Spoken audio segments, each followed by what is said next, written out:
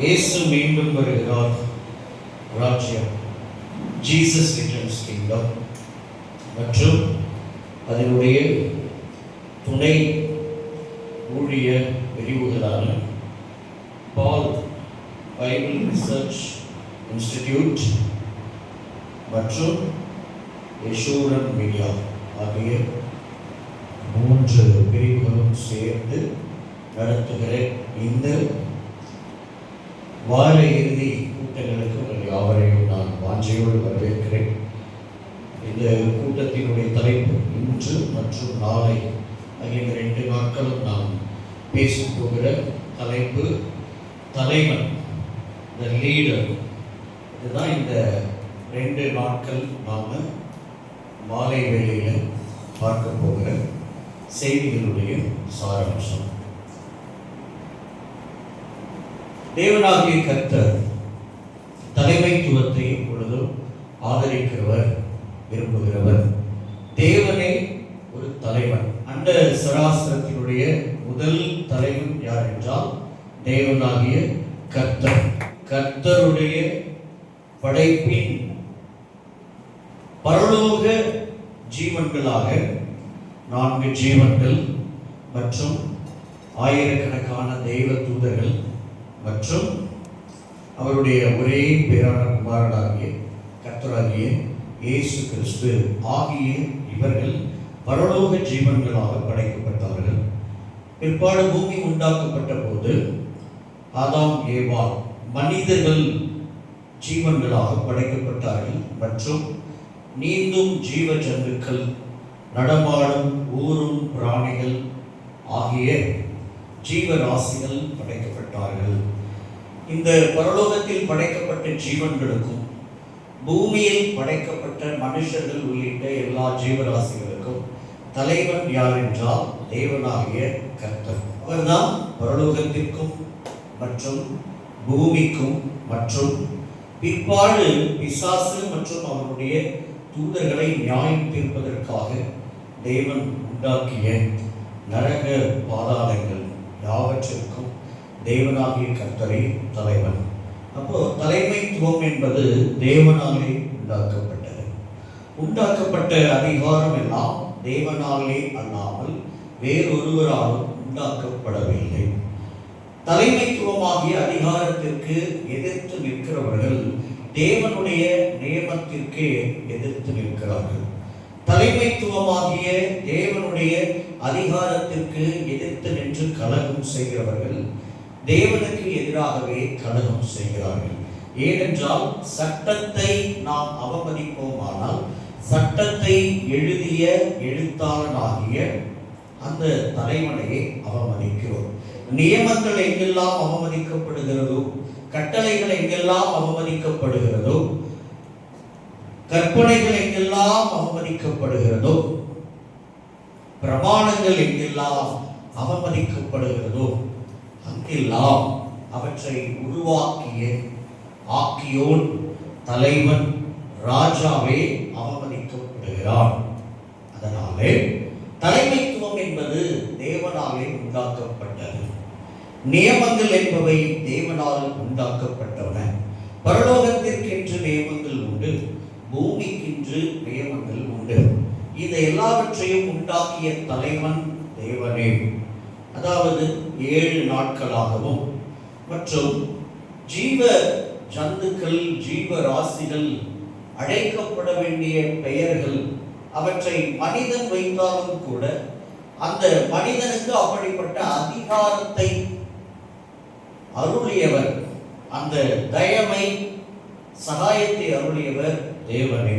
தேவன் இல்லாமல் எந்த மேன்மையும், அதாவது தலைவன் இல்லாமல் எந்த மேன்மையோ புகழ்ச்சியோ கீர்த்தியோ அதிகாரமோ எவருக்கும் கடந்து வருவதில்லை. தலைவனால் தான் எல்லாம் ஆக்கப்படுகிறது, உருவாக்கப்படுகிறது. தலைவன் என்று புருஷனை சங்க இலக்கியங்களில் குறிப்பிடுகிறார்கள். கணவனை தலைவன் என்று அழைப்பது மற்றும் மனைவியை தலைவி என்று அழைத்தும் சங்க இலக்கியங்களில் பல பாடல்கள் மற்றும் கதைகள் உருவாக்கப்பட்டன. இப்பொழுதும் கூட அப்படி தலைவன் தலைவி என்றால் அது கணவன் மனைவியை குறிக்கிற சொல்லாகும். ஏனென்றால் ஒரு குடும்பத்திற்கு கணவனே தலைவனாக இருக்கிறான், மனைவி தலைவியாக இருக்கிறான், மற்றும் பிள்ளைகள் ஒரு தலைவனுடைய தலைவிக்கு கீழ்ப்பட்ட குடிமக்களைப் போல காணப்படுகிறார்கள். பல தலைவர்கள் தலைவிகளை சேர்ந்த குடும்பங்கள் ஒன்று சேர்ந்துதான் ஒரு ஊர் உருவாகிறது. அப்படிப்பட்ட பல்வேறு தலைவர்களையும் தலைவிகளையும் கொண்ட ஊர்கள் சேர்ந்துதான் ஒரு வட்டமோ மாவட்டமோ மற்றும் மாநிலமோ தேசமோ உருவாகின்றன. ஆக தலைவன் இல்லாமல் எதுவுமே இல்லை. எல்லோரும் சமம், எல்லோரும் ராஜாக்கள் என்று பேசுவது பரிசுத்த வேதாகமத்தினுடைய கட்டளை அல்ல. அது பூமியில் கடைசி காலத்தில் தோன்றிய தேவனுக்கு விரோதமாகவே எப்பொழுதும் சிந்திக்கிற, பேசுகிற, செயல்படுகிற லூசிபரினுடைய ஆவியை உடைய மனிதர்கள் புரட்சி என்கிற பெயரிலே கட்டமைத்த ஒரு தத்துவம். பரிசுத்த வேதாகமம் என்பது நேற்றும் இன்றும் என்றும் மாறாது. தேவன் நேற்றும் இன்றும் என்றும் மாறாது. இனங்கள் மாறிக்கொண்டே இருக்கும். மாடர்ன் என்பது இன்று ஒரு விதமாக இருக்கும். அன்றைய மாடர்ன் இன்றைக்கு நமக்கெல்லாம் old fashion. Bell bottom pant போட்டுக்கிட்டு பெறல தரையில நடந்தது அன்றைய 70களில் 80களில் இருந்தவர்களுக்கு அது ஃபேஷன். இன்று நமக்கு பார்க்கிறவர்களுக்கு அது நகைப்பை, பரியாசத்தை உண்டு பண்ணும். அவர்களுடைய ஹிப்பி ஹேர் ஸ்டைல் இன்றைக்கு நமக்கெல்லாம் ஒரு நகைச்சுவை, அது ஒரு பரியாசத்திற்கும் கிண்டலுக்கும் ஏதுவானது. அதே போல இன்றைய நம்முடைய ஹேர் ஸ்டைல் இதற்கு முன்னால் வாழ்ந்த 80களில் பிறந்த, 90களில் பிறந்த, 70களில் பிறந்தவர்களுக்கு இந்த கால இளைஞர்கள் வைத்திருக்கிற மஷ்ரூம் கட் என்பதெல்லாம், ஸ்பைக் என்பதெல்லாம் அவர்களுக்கு நகைச்சுவையும் கேலி பொருளாகவும் இருக்கும். அப்போ மாடர்ன் என்பது மாறிக்கொண்டே இருக்கும். ஷர்ட் ஸ்டைல் மாறும், பேண்ட் ஸ்டைல் மாறும், சாரி மாறும். அன்று ராஜாக்கள் ஆண்கள் புடவை கட்டி இருந்தாங்க. இன்னைக்கு பெண்களுடைய உடைதான் சேலை. அன்னைக்கு சல்வார் கமீஸ் என்பது நிறைய வடக்கை சேர்ந்த, வட இந்தியா மற்றும் பாகிஸ்தான் பகுதிகளைச் சேர்ந்த ஆண்களுடைய உடை. இன்று அது பெண்களுடைய உடை. அப்போ இதெல்லாம் காலத்துக்கு காலம் மனிதர்களுடைய மனநிலையில் மாற்றங்கள் வந்து கொண்டே இருக்கும். பிரமாணங்களில் மாற்றம் வந்து கொண்டே இருக்கும். சட்டங்கள் திருத்தப்படும், புதிய புதிய தீர்மானங்கள் கொண்டு வரப்படும். அன்று சிறப்பாக காணப்பட்ட சட்டங்கள் இன்று தவறானதாக காணப்படும். இந்த காலத்திற்கு ஏற்றபடி சட்டங்களை திருத்த வேண்டும் என்ற குரல்கள் எழுவதை காண முடியும். ஆனால் பரிசுத்த வேதாகமத்தை திருத்த வேண்டும் என்ற குரல், தேவனுடைய வாக்கியங்களை திருத்த வேண்டும் என்ற குரல் என்பது இப்பொழுதும் எழும்பினதில்லை. அப்படி எழுப்புமானால் அவர்கள் அது தேவனுடைய குரலும் அல்லது தேவ பிள்ளைகளுடைய குரலும் இல்லை. ஆக தேவன் என்றைக்கும் மாறாதவர், அவருடைய வாக்கியங்கள் மாறாதவை, பிரமாணங்கள் மாறாதவை. அவர் கடலுக்கு இம்மட்டும் வா, மிஞ்சி வராதே என்ற கட்டளையை ஆதியிலே நிறைவேற்றார். அந்த கட்டளையை சமுத்திரமானது இன்று வரைக்கும் கடைபிடித்துக் கொண்டிருக்கிறது. வானத்திற்கு அவர் எந்த தூண்களையும் நியமிக்கவில்லை. ஆனால் நம் கண்களுக்கு தெரியாத தூண்களாய் கர்த்தருடைய வசனம் வானங்கள் வீழாதபடிக்கு தாங்கிக் கொண்டிருக்கின்றன. சகலத்தையும் தாங்குகிற அவருடைய வல்லமை உள்ள வசனம் என்று வேதம் சொல்கிறது.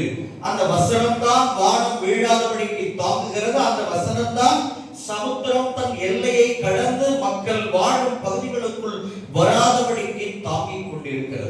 எந்த சமுத்திரத்திற்கும் எந்த விதமான மதில்களும் இல்லை, அணைகளும் இல்லை. அப்படி அணைகள் கட்டி சமுத்திரத்தை நாம் தடுக்கவும் முடியாது.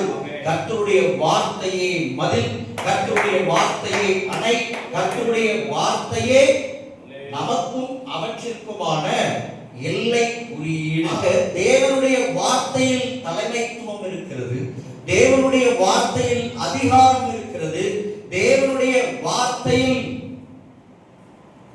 உடன்படிக்கை இருக்கிறது, தேவனுடைய வார்த்தையில் மாறாத பிரமாணங்கள் மறைந்திருக்கின்றன, ரகசியங்கள் மறைந்திருக்கின்றன. அந்த தேவனுடைய வார்த்தை உண்டாக்கியதுதான் அதிகாரம், தலைமைத்துவம்.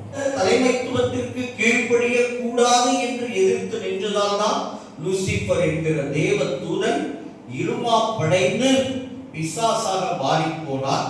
அவனுக்கு உறுதுணையாக நின்ற பரலோகத்தின் மற்ற தூதர்களும் பிசாசுகளாக மாறி போனார்கள். அவர்கள் நியாய தீர்ப்பின் நாளின் தண்டனைக்கென்று அந்தகார சங்கிலிகளினாலே பாதாளங்களில் கட்டப்பட்டவர்களாய் நியாய தீர்ப்பு காத்துக் கொண்டிருக்கிறார்கள்.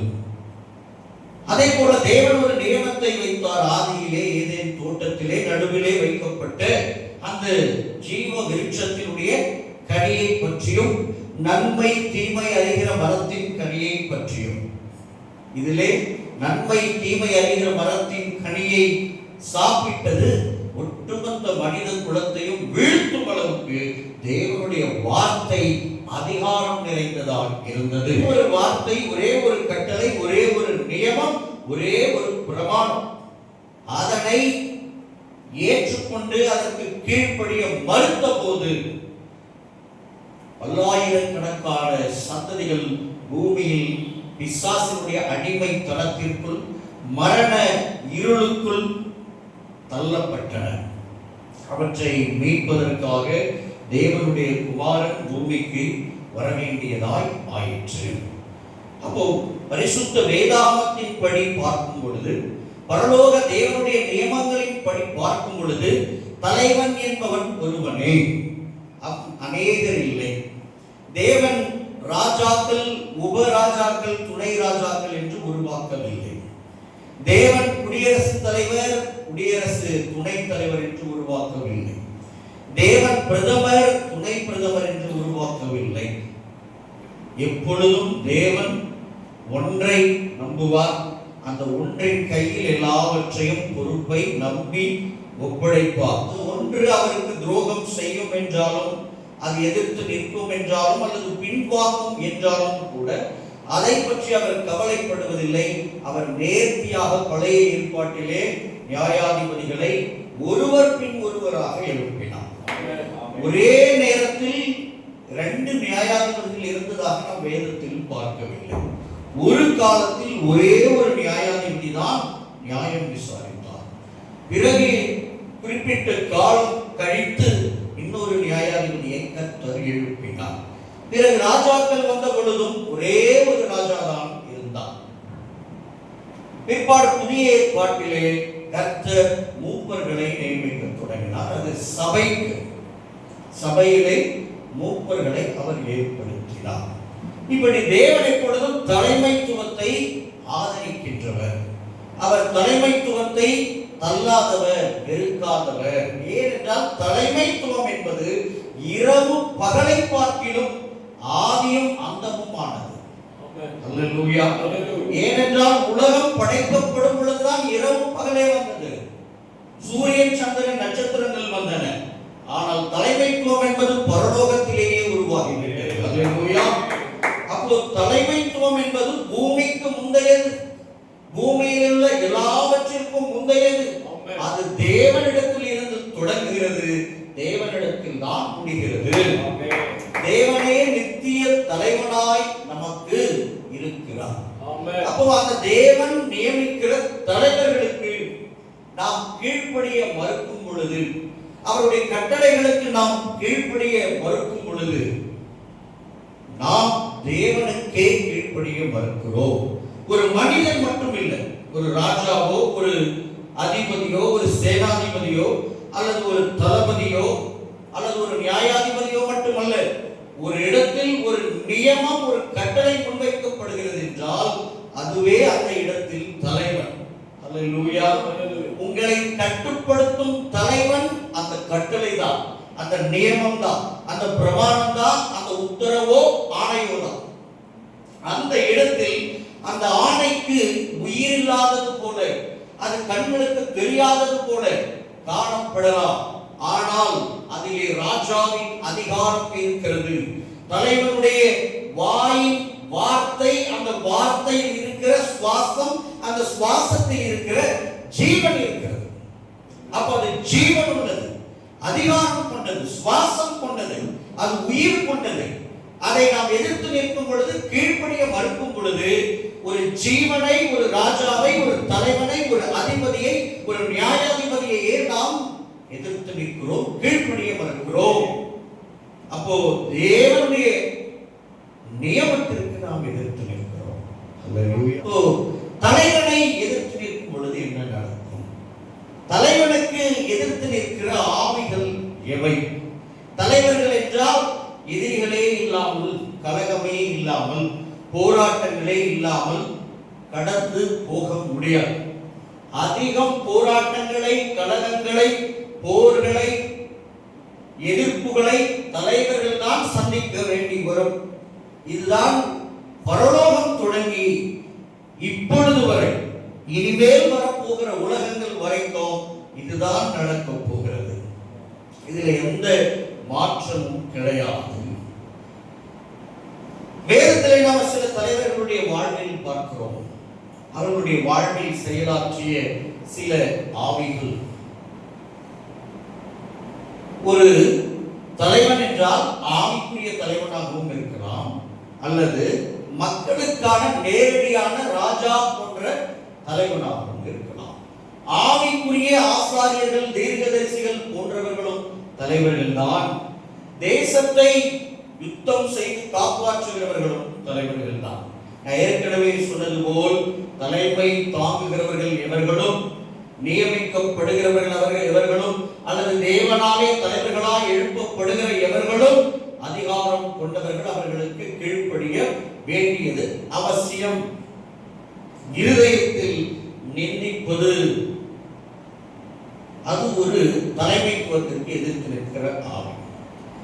தாவீது ராஜா உடன்படிக்கை பெட்டி ஓபேத் ஏதோமினுடைய வீட்டில் இருந்து தாவீது ராஜாவினுடைய நகரத்திற்கு கடந்து வருகிறது. உற்சாகத்தின் மிகுதியில், தன்னாட்சி காலத்தில் தன் கண்களுக்கு முன்பாக தேவனுடைய உடன்படிக்கை பெட்டி தான் அரசாளுகிற எருசலேம் நகரத்தினுடைய மிக முக்கிய பிரதான பகுதியான தாவீது மற்றும் அவருடைய வீட்டார் யாவரும் வாசம் பண்ணக்கூடிய தாவீதின் நகரம் என சொல்லப்படும் சீயோனுக்கு கொண்டு வரப்படுகிறது.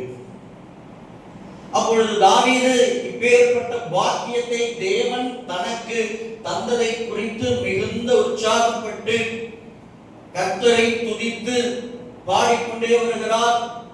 அவர் மகிமையால் நிறைந்து தேவன் ஏழை எளிய மனிதனான கரவலாடுகளின் பின்னே ஓடிய ஈசாய் என்கிற எளிய மனிதனுடைய குமாரனான தன்னை இஸ்ரவேலின் மேல் ராஜாவாக உயர்த்தினது மாத்திரமல்லாமல், தன் கண்களுக்கு முன்பாக தான் வாழும் நகரத்தில் தான் போட்ட கூடாரத்திற்கு தேவன் தம்முடைய உடன்படிக்கை பெட்டியை அனுப்பி வைக்கிறார் என்று தாவீது தன்னில் கலிகூர்ந்து அவன் உற்சாகமாய் குதித்து நடனமாடத் தொடங்கினான். அப்பொழுது சவுலினுடைய குமாரத்தியும் தாவீதினுடைய முதலாவது மனைவியுமான மீகாள் பலகனி வழியாக இந்த காட்சியை பார்க்கிறார். உடனடியாக அவனுடைய இருதயத்தில் தாவீதை குறித்து அவமதிக்கும் சொற்கள் இருதயத்தில் எழும்பத் தொடங்குகின்றன. அவள் தன் இருதயத்திலே ராஜாவை அவமதிக்கிறாள். இவன் எல்லாம் ஒரு ராஜாவா? இவன் எல்லாம் ஒரு தேவ ஊழியக்காரனா?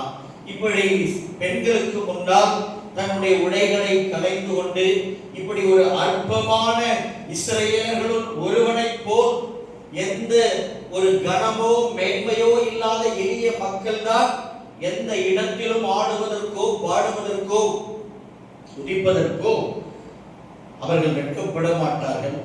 இந்த மனிதனோ ராஜாவாய் இருக்கிறான், இவனுக்கு கீழே பணிபுரிகிற எளிய ஒரு அதிபதி தளபதி கூட இப்படி ஆட மாட்டான். ஆனால் இவன் ராஜாவுக்கே தகுதியற்றவன். இவனை கர்த்தர் எவ்வளவு கீழே இருந்து உயர்த்தியும் இவனுடைய புத்தி இன்னும் மாறவில்லை. இதுவே என் தந்தை சவுலாக இருந்திருந்தால் கம்பீரமாக அரியணையில் வீற்றிருந்திருப்பார். இவன் ஆடுகளின் பின்னே ஓடியவன் தானே. இவனுக்கு இந்த ராஜ மகிமை என்னவென்று புரியவில்லை.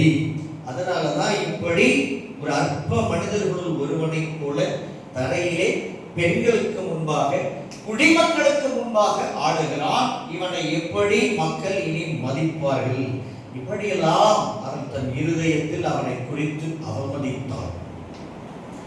அப்பொழுது எதிர்பட்டு வந்து அவனை அவமதிக்கும் விதமாக இன்று இஸ்ரவேலின் ராஜா தன் ஊழியக்காரருடைய பெண்களுக்கு முன்பாக எவ்வளவாய் மகிமைப்பட்டிருந்தான் என்று அவனை அவமதித்து பேசினார்.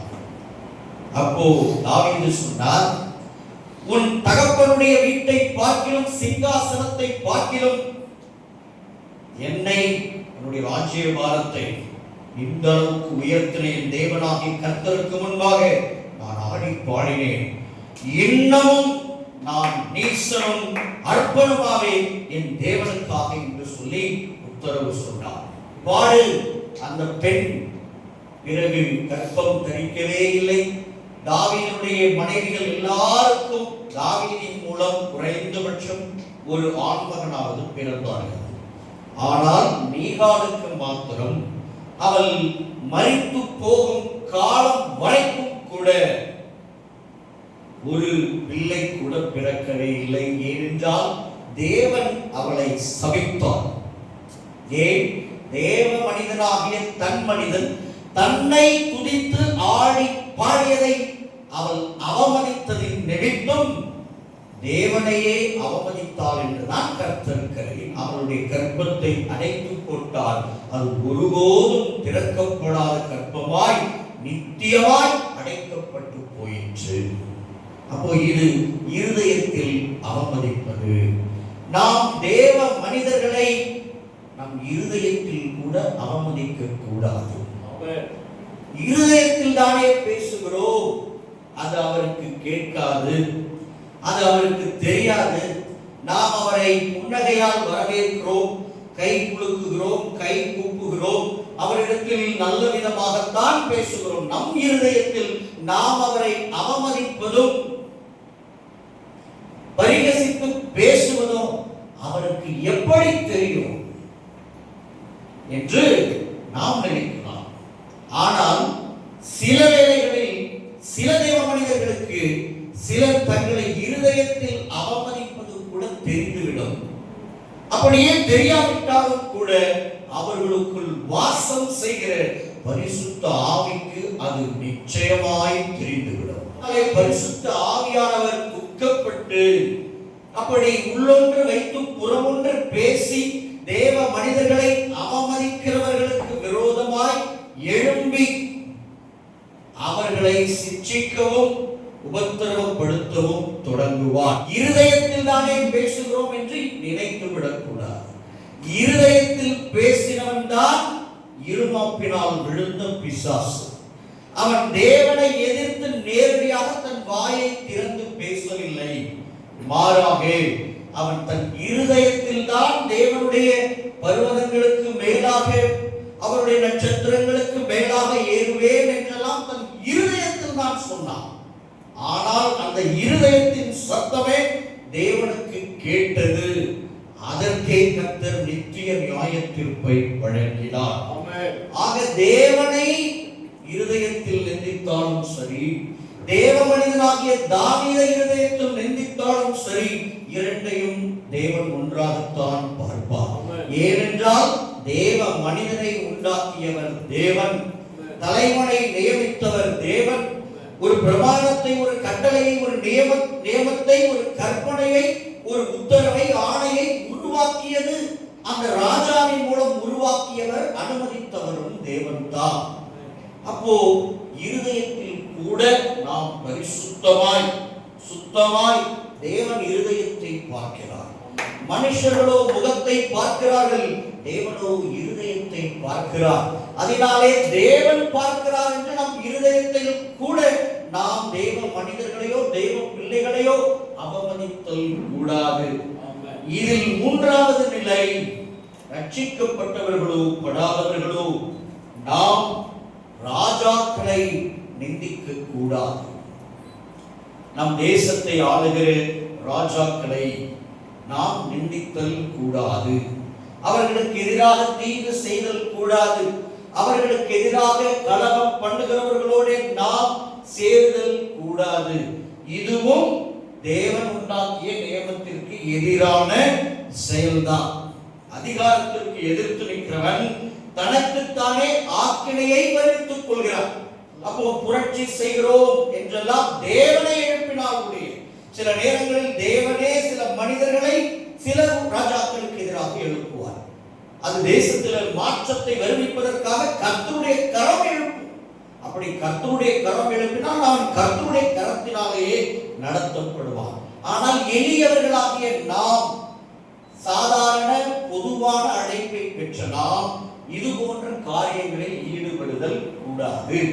நேபுகத்நேச்சாரும் கர்த்தருடைய ஊழியக்காரன் தான், தாவீதும் கர்த்தருடைய ஊழியக்காரன் தான். ஹல்லேலூயா. என் ஊழியக்காரனாக நேபுகத்நேச்சார் என்றுதான் கர்த்தர் சொல்லுகிறார். கோரேசை குறித்து அவன் என் மேய்ப்பன் என்று கர்த்தர் சொல்லுகிறார். ஆனால் இவர்கள் இருவருமே அந்நிய தேசத்து ராஜாக்கள். அதே காலகட்டத்திலே யூதாவை இஸ்ரவேலை ஆண்ட ராஜாக்களை கர்த்தர் அனுபவித்தார். அந்த செயல்பாடுதான் எதையுமே தீர்மானிக்கும். தேவ பிள்ளைகளாய் இருந்தும் தேவனுடைய குமாரத்திகளாய் இருந்தும் அக்கிரமக்காரராக நாம் வாழ்ந்தோமானால் நாம் கர்த்தருக்கு அருவருப்பானவர்கள். ரட்சிப்பு என்பது கர்த்தருடையது. கர்த்தர் சிலருக்கு அந்த ரட்சிப்பை சில ராஜாக்களுக்கு கொடுக்காவிட்டால் அது கர்த்தருடைய காரியம். அதே நேரத்தில் அவர்களுடைய செயல்பாடுகள் கர்த்தருக்கு, அவர்கள் கர்த்தரை அறியாதவர்கள் பட்டியலில் அவர்களுடைய செயல்பாடுகள் சிறப்பானதாக இருக்குமானால் கர்த்தர் அவர்களை நேசிப்பார். அல்லேலூயா. ஏன்? கர்த்தரை அறியாத மனிதர்கள் மத்தியிலே இவர்கள் சிறந்தவர்கள், நல்ல மனிதர்கள். அதற்கேற்ற பலன் நிச்சயம் அவர்களுக்கு உண்டு. இவர்கள் கர்த்தருடைய ஊழியக்காரர்கள். எங்கே? கர்த்தரை அறியாத மக்கள். ஆனால் இங்கே கர்த்தருடைய பிள்ளைகள். ஆனால் செயல்பாடுகளிலோ அன்று இயேசு கிறிஸ்துவானவர் பூமியிலே வந்த பொழுது அவருக்கு எதிர்த்து நின்ற அந்த யூதர்களுடைய சுபாவங்களை உடையவர்கள் தான் இவர்கள். எல்லா காலத்திலும் சபையிலும், இஸ்ரவேல் சபையிலும் சரி, பிற்பாடு வந்த புதிய ஏற்பாட்டு சபையிலும் சரி, கிறிஸ்தவர்கள் என்ற பெயர் கிறிஸ்தவர்கள் எல்லா காலத்திலும் உண்மையான ஆவிக்குரிய அபிஷேகம் பெற்ற தேவ மனிதர்களை துன்பப்படுத்தி இருக்கிறார்கள். இதுதான் பைபிளினுடைய சாராம்சம். துவக்கத்தில் இருந்து இவர்கள் தீர்க்கதரிசிகளை துன்பப்படுத்தி, தேவனுடைய ஊழியக்காரரை, உண்மையுள்ளவர்களை துன்பப்படுத்தியே பழக்கப்பட்ட வம்சம், சந்ததி, தலைமுறை. அது இன்று வரைக்கும் தொடர்ந்து கொண்டே இருக்கிறது. அடுத்து வார்த்தையால் நிந்திப்பது. வார்த்தையால் நிந்திப்பது. மீகாள் தன் இருதயத்தில் மாத்திரம் நிந்திக்கவில்லை, வார்த்தையாலும் நிந்தித்தாள். எலிசாவினுடைய வாழ்வில் ஒரு சம்பவம் நடக்கிறது. அந்த தேவ மனிதன் ஒரு முறை கர்மேல் பர்வதத்தில் போகிற போது அவருடைய உருவத்தை பார்த்து, அவர் மொட்டை தலையா இருந்ததினால் அவரை பார்த்த சிறுவர்கள் மொட்டை தலையா, ஏறிப்போ ஏறிப்போ என்று அவரை நிந்தித்தார்கள். அப்பொழுது தேவ மனிதனுடைய மனம் கோபம் கொண்டு அந்த அவமானத்தை சகிக்க முடியாமல் அந்த சிறுவர்களை சபிக்க தொடங்கினார். உடனடியாக வனாந்தரத்தில் இருந்து கரடிகள் புறப்பட்டு வந்து 24 சிறுவர்களை அப்பொழுதே கொன்று போட்டது. நான் ஏற்கனவே சொன்னேன், தேவனுக்கு மாத்திரமல்ல, தேவனுடைய மனிதர்களுடைய வார்த்தைகளிலும் அதிகாரங்கள் இருக்கின்றன. ஏனென்றால் அவர்கள் ஆவிக்குரிய தலைவர்கள். தலைவன் எங்கே உண்டோ அங்கே அதிகாரம் உண்டு. ராஜா எங்கேயோ அங்கே அதிகாரம் உண்டு. கர்த்தருடைய ஊழியக்காரர்கள் கர்த்தருடைய வழிகளிலும் ஆவியினாலும் நிரப்பப்பட்டு நடக்கிற ஒவ்வொருவரும் கர்த்தருடைய ராஜாக்களும் கர்த்தருடைய ஆசாரியர்களுமாய் இருக்கிறார்கள். ராஜாவும் ஆசாரியனும் கர்த்தருடைய வார்த்தையின் அதிகாரங்களை வல்லமைகளை தங்களில் பெற்றவர்கள். அவர்களுடைய வார்த்தை போய் வனாந்தரத்தில் இருந்து கரடிகளை வரவழைக்கும் சக்தி பெற்றவர்கள்.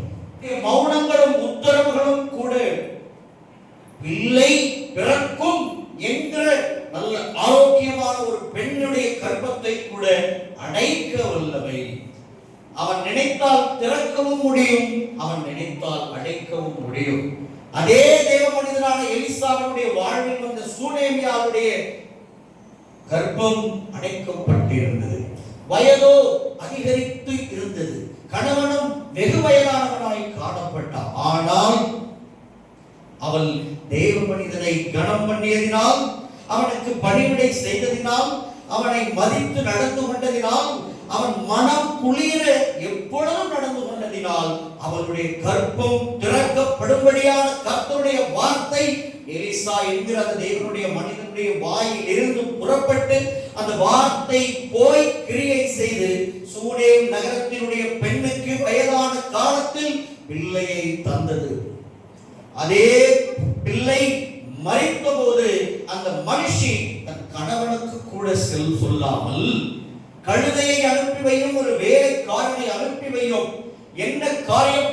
இன்று அமாவாசையும் இல்லை, ஓய்வு நாளும் இல்லை, நீ தேவ மண்ணிடத்தில் தேவ மனிதனிடத்தில் போக வேண்டிய அவசியம் என்ன என்று அவர் கேட்க, அதெல்லாம் ஒன்றுமில்லை, நான் போக வேண்டும், நீர் கழுதையையும் வேலைக்காரனையும் மாத்திரம் சேனம் வைத்து அனுப்பிவிடும் என்று சொன்னார்.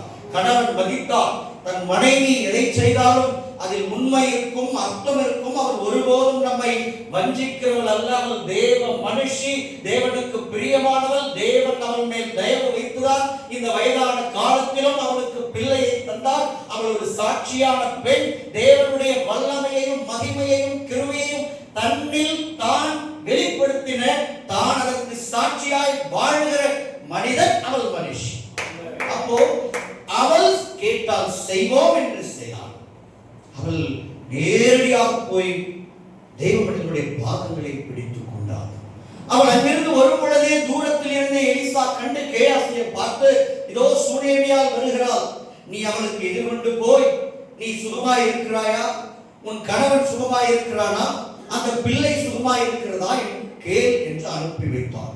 ஆனால் அவள் போய் விசாரித்தாலும் இவள் உத்தரவு ஒன்றும் சொல்லவில்லை. நேரடியாக ஓடி வந்து தேவ மனிதனுடைய பாதத்தை பிடித்துக் கொண்டு, தேவ மனுஷனே, உம்முடைய அடியால் என்ன சொன்னேன்? உம்முடைய அடியாளுக்கு தீது சொல்லாயும் என்று நான் சொன்னேன் அல்லவா? உம்மிடத்தில் ஒரு பிள்ளை வேண்டும் என்று நான் கேட்டதுண்டோ என்றால், அப்பொழுது தேவ மனிதனுக்கு விஷயம் புரிந்துவிட்டது. பிள்ளைக்கு தீமை வந்தது ஒன்று, அது மரித்து போயிருக்க வேண்டும், அல்லது அது மரிக்கும் தருவாயில் இருக்க வேண்டும் என்று உணர்ந்து கொள்கிறார்.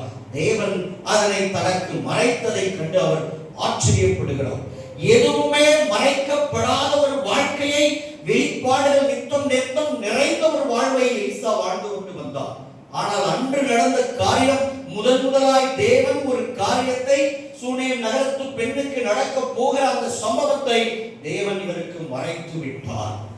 அப்பொழுது ஊழியக்காரனை பார்த்து, நீ இந்த தடியை பிடித்துக் கொண்டே நேரே சென்று அந்த பிள்ளையின் மேல அந்த தடியை வை என்று அனுப்பி வைக்க, இந்த பெண்ணோ, என் ஆண்டவன் என்னோடு கூட வராவிட்டால் நான் போக மாட்டேன் என்று கர்த்தருடைய ஜீவனை கொண்டு சொல்கிறேன் என்று சொன்ன பொழுது அவருடைய வார்த்தையை தட்டாமல் அவன் புறப்பட்டு போய் அந்த பிள்ளை இருந்த வீட்டில் ஜெபம் செய்து, அந்த பிள்ளை மேலே படுத்து ஜெபித்து, பிற்பாடு அந்த பிள்ளை 7 முறை தும்மி உயிரோடு எழுந்தார். அப்பொழுதும் பிள்ளையை யார் கண்களிலும் காண்பிக்காமல் மரித்த பிள்ளையை கொண்டு போய் தேவ மனிதனுடைய அறையை திறந்து அந்த அறையில் இருக்கிற அவர் படுத்த கட்டிலில் வைத்துவிட்டு வீட்டை பூட்டிவிட்டு தான் புறப்பட்டு போனார். அப்படி ரகசியமாய் என் தேவ மனிதனிடத்தில் போவேன், அவரிடத்தில் மாத்திரம் நான் இந்த காரியத்தை சொல்வேன், அழமாட்டேன், பதறமாட்டேன், கதறமாட்டேன், கண்ணீர் விடமாட்டேன், கணவனை கூப்பிட மாட்டேன், உறவுகளை ஊராரை கூட்டி சேர்க்க மாட்டேன்.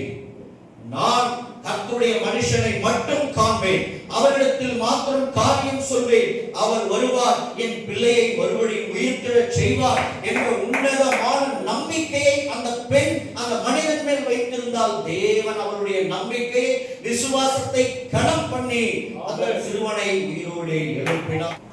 தேவ மனிதர்களை நிந்திக்கிற பிள்ளைகளுக்கு என்ன ஆயிற்று? தேவன் பிள்ளைகள் என்றும் பார்க்கவில்லை, குழந்தைகள் என்றும் பார்க்கல. அவை சிறு பிள்ளைகள் தானே. அவற்றிற்கு தீர்க்கதரிசி என்று தெரியுமா? எலிசா என்ற மாபெரும் தீர்க்கதரிசி நடந்து போகிறார் என்று தெரியுமா?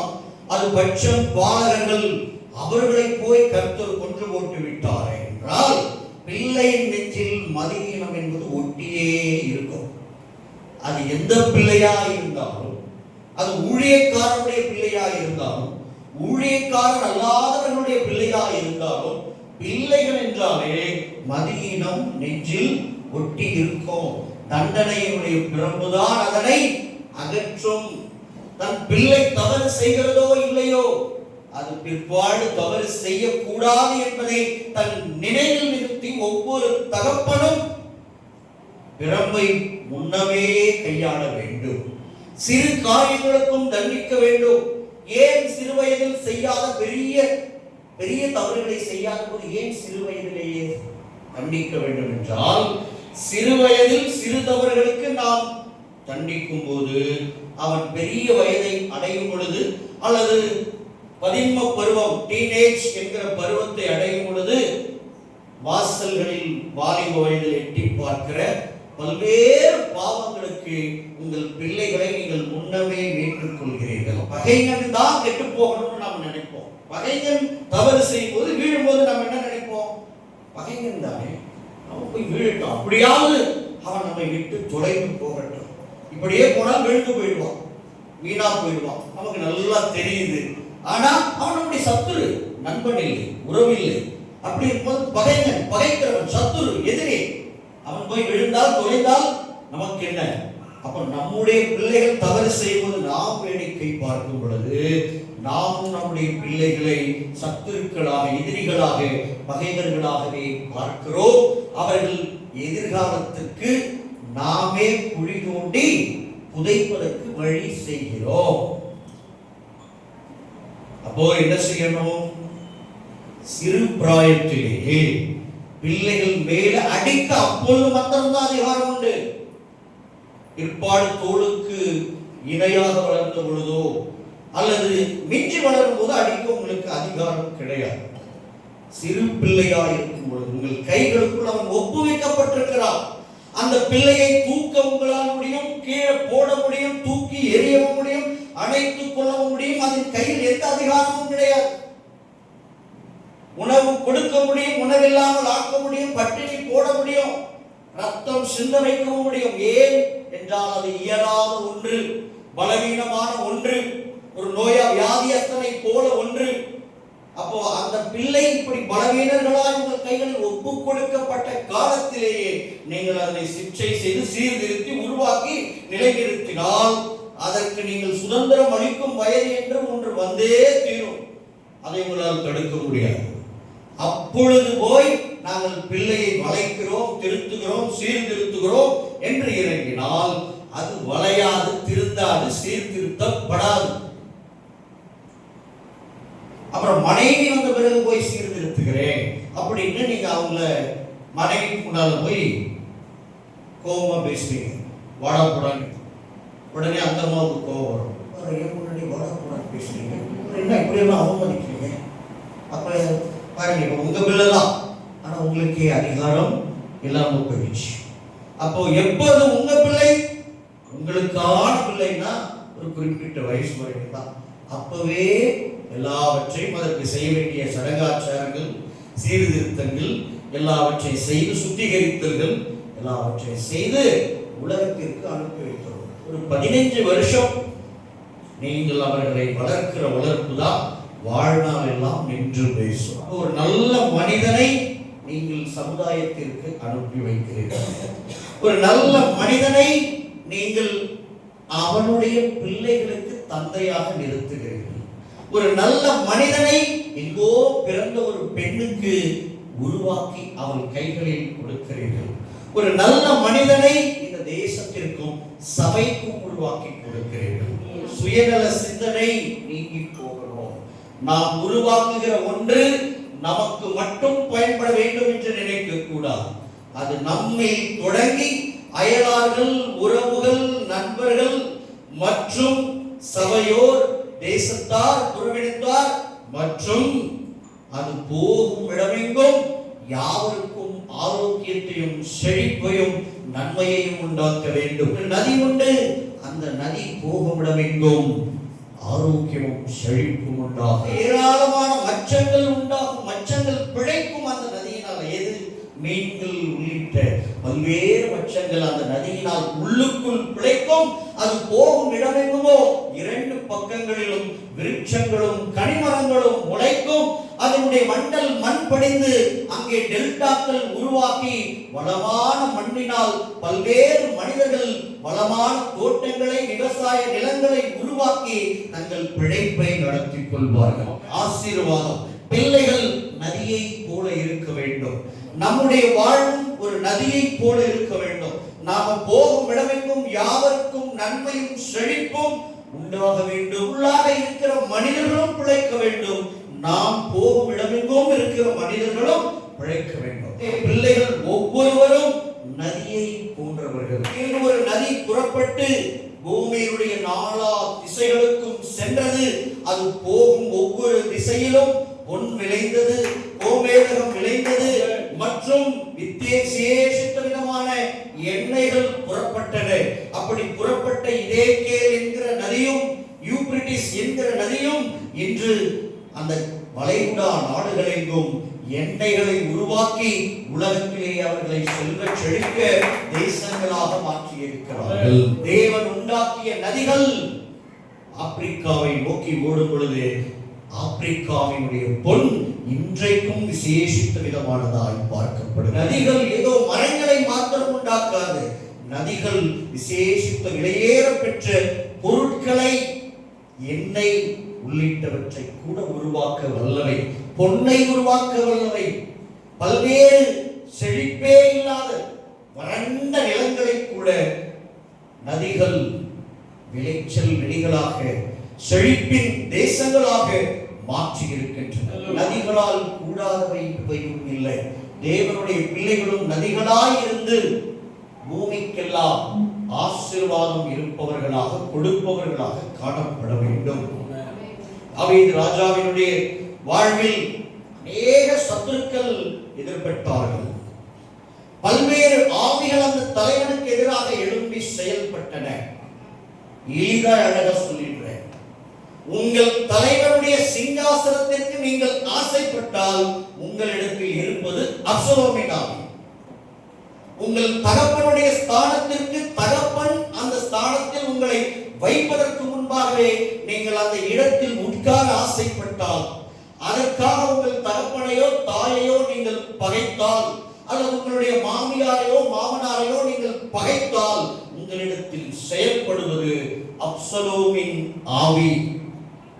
இந்த அப்சலோமின் ஆவி எங்கு கொண்டு போய் சேர்க்கும்? அப்சலோமை கருவாலி மரத்தின் கீழே உயிரற்றவனாக தொங்க வைத்தது. அது மரணத்திற்கு தான் கொண்டு போய் சேர்க்கும். அப்சலோமின் ஆவியும் லூசிபரின் ஆவியும் ஏறக்குறைய ஒன்று. லூசிபருடைய ஆவி பிதாவாகிய தேவனுடைய இடத்திற்கு அவனை ஆசைப்பட வைத்தது. அந்த சிங்காசனத்தை முன்னிறுத்தி அவன் கலகம் செய்தான்.